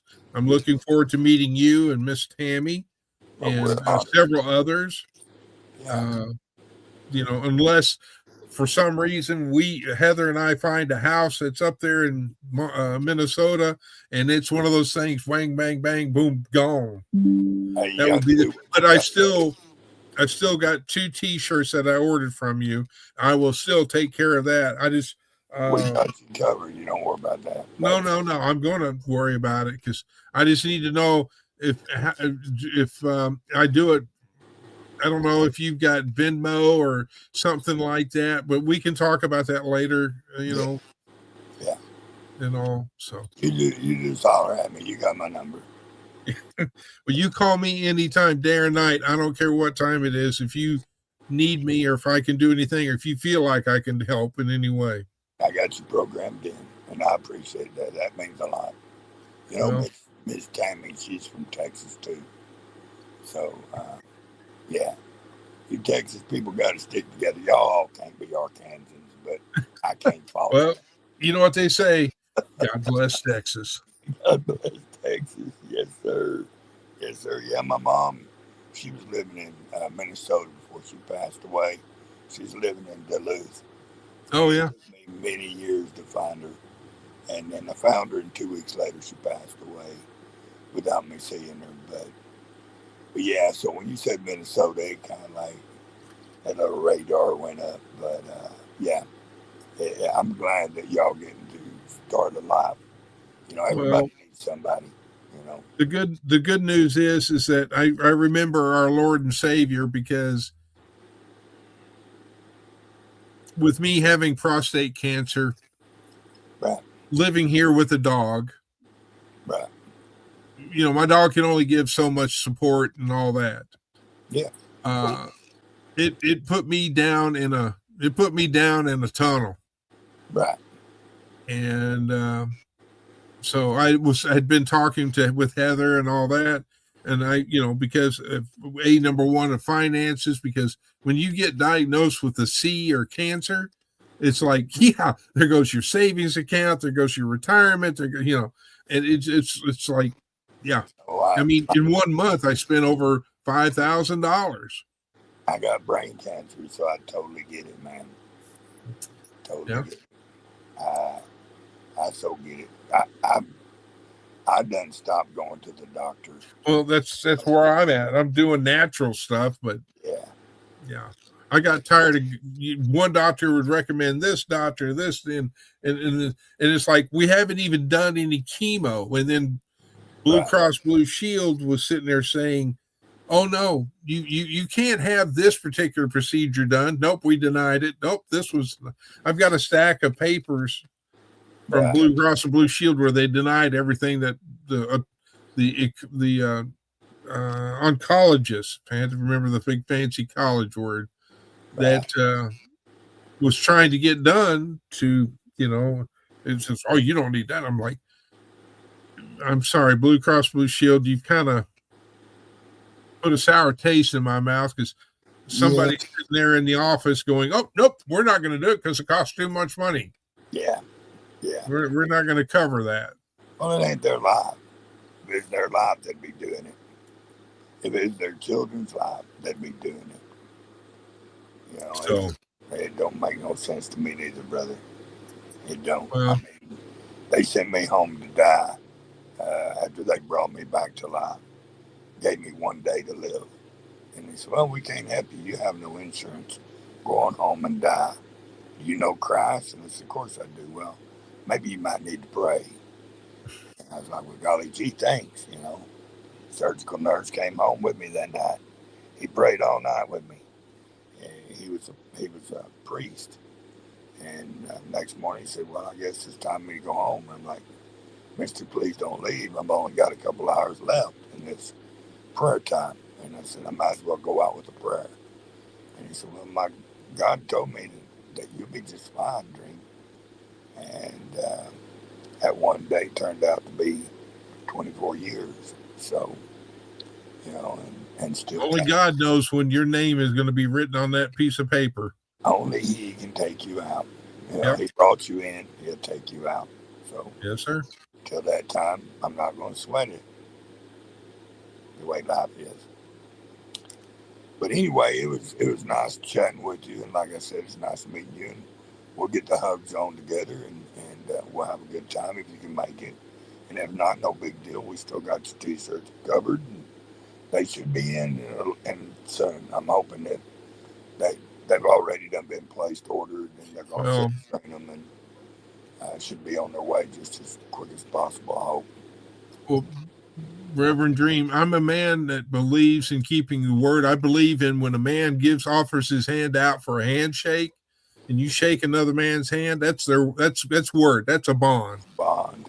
And I made a bond with y'all to get 2 t-shirts, and I will get them, and I will square up with you. I just got to figure out how to get you the money. The thing about it, when I started talking about t-shirts, there was no cost. That's, you know, that I was going to buy them all. That's my intention, just for y'all coming down and sharing love. and making this happen. So I went toward them. Someone heard about it. It's a dream. I can't allow you in good conscience to do that. So they gave me a donation, a substantial donation, which bought all the t-shirts. So don't worry about it. Don't fret over it. Because like I said, someone knew that I loved as much as they loved. So Yeah, but you took care of the pavilion too. I know that. That's neither here nor there. I mean, dude, I want to tell you what, over my life, I've given away millions of dollars. And I didn't do it for a reason. I did it with my right hand, so my left hand wouldn't know what it was giving. And even though my dad called me a fool to my dying day, he didn't live the life that I lived, where all your needs are met. And being a poor man that gets your needs met, you're very rich in God's eyes. So that's all that matters to me. Yeah. I'm similar. A man who, I may not be rich in monetary, but I'm rich because I have family. Yeah, and I'm the richest man in the world. Yeah, with his love and his faith, that's all I need in this life. Family and friends are all extras. They're extra blessings that God gave you for being so loyal to him. And if you've got that, feel fortunate to know that he loves you. So, yes, sir. Well, brother, it's a blessing, brother, to meet you. It's an honor to be here. It's an honor to be meeting with you, sir. And you are always welcome anytime. If and if you and Miss Tammy need something, or if if you need to put me on a group text to where, hey, we need prayers for this sister or this brother, please do so. I will be more than happy to add them to my list. Sure will. Yeah, matter of fact, we got to go on live in an hour and 10 minutes. So I've got a sermon to prepare for. And all right. Holy Spirit lead it. And God bless you. And thank you again for having us. Take care, sir. Thank you for coming up, and thank you for all your help. Yes, sir. God bless. God bless. All right. Well, ladies and gentlemen, we have good news that Gus is going to be coming home soon. So I'm going to call and cancel this here live and say mission accomplished. Thank you, good Lord. Thank you. And may y'all have a wonderful and great day. Thank you all for those who, in the lives who helped, and for all who showed up and all that. So I do greatly appreciate y'all. And again, Connie, Ace, Jovita, Connie again. I'm probably forgetting somebody. Everybody, Teresa. Oh, goodness gracious. Let's see, Brother Troy. James came in. Reverend Dream, of course. But anyhow, thank y'all so very, very much. Y'all have a good night. Remember, Reverend Dream is going to be coming live here in a little while, he said. So if you get a chance, jump over there on his channel. And Miss Virginia, I almost forgot Miss Virginia. I'm going to say, like I used to say when I was on Miss Lori's Live, sending out hugs and love to y'all. Remember, do something nice for somebody, because you never know what that kind of day they're having. And may y'all be blessed. Hugs and love. Texas Raiders signing off.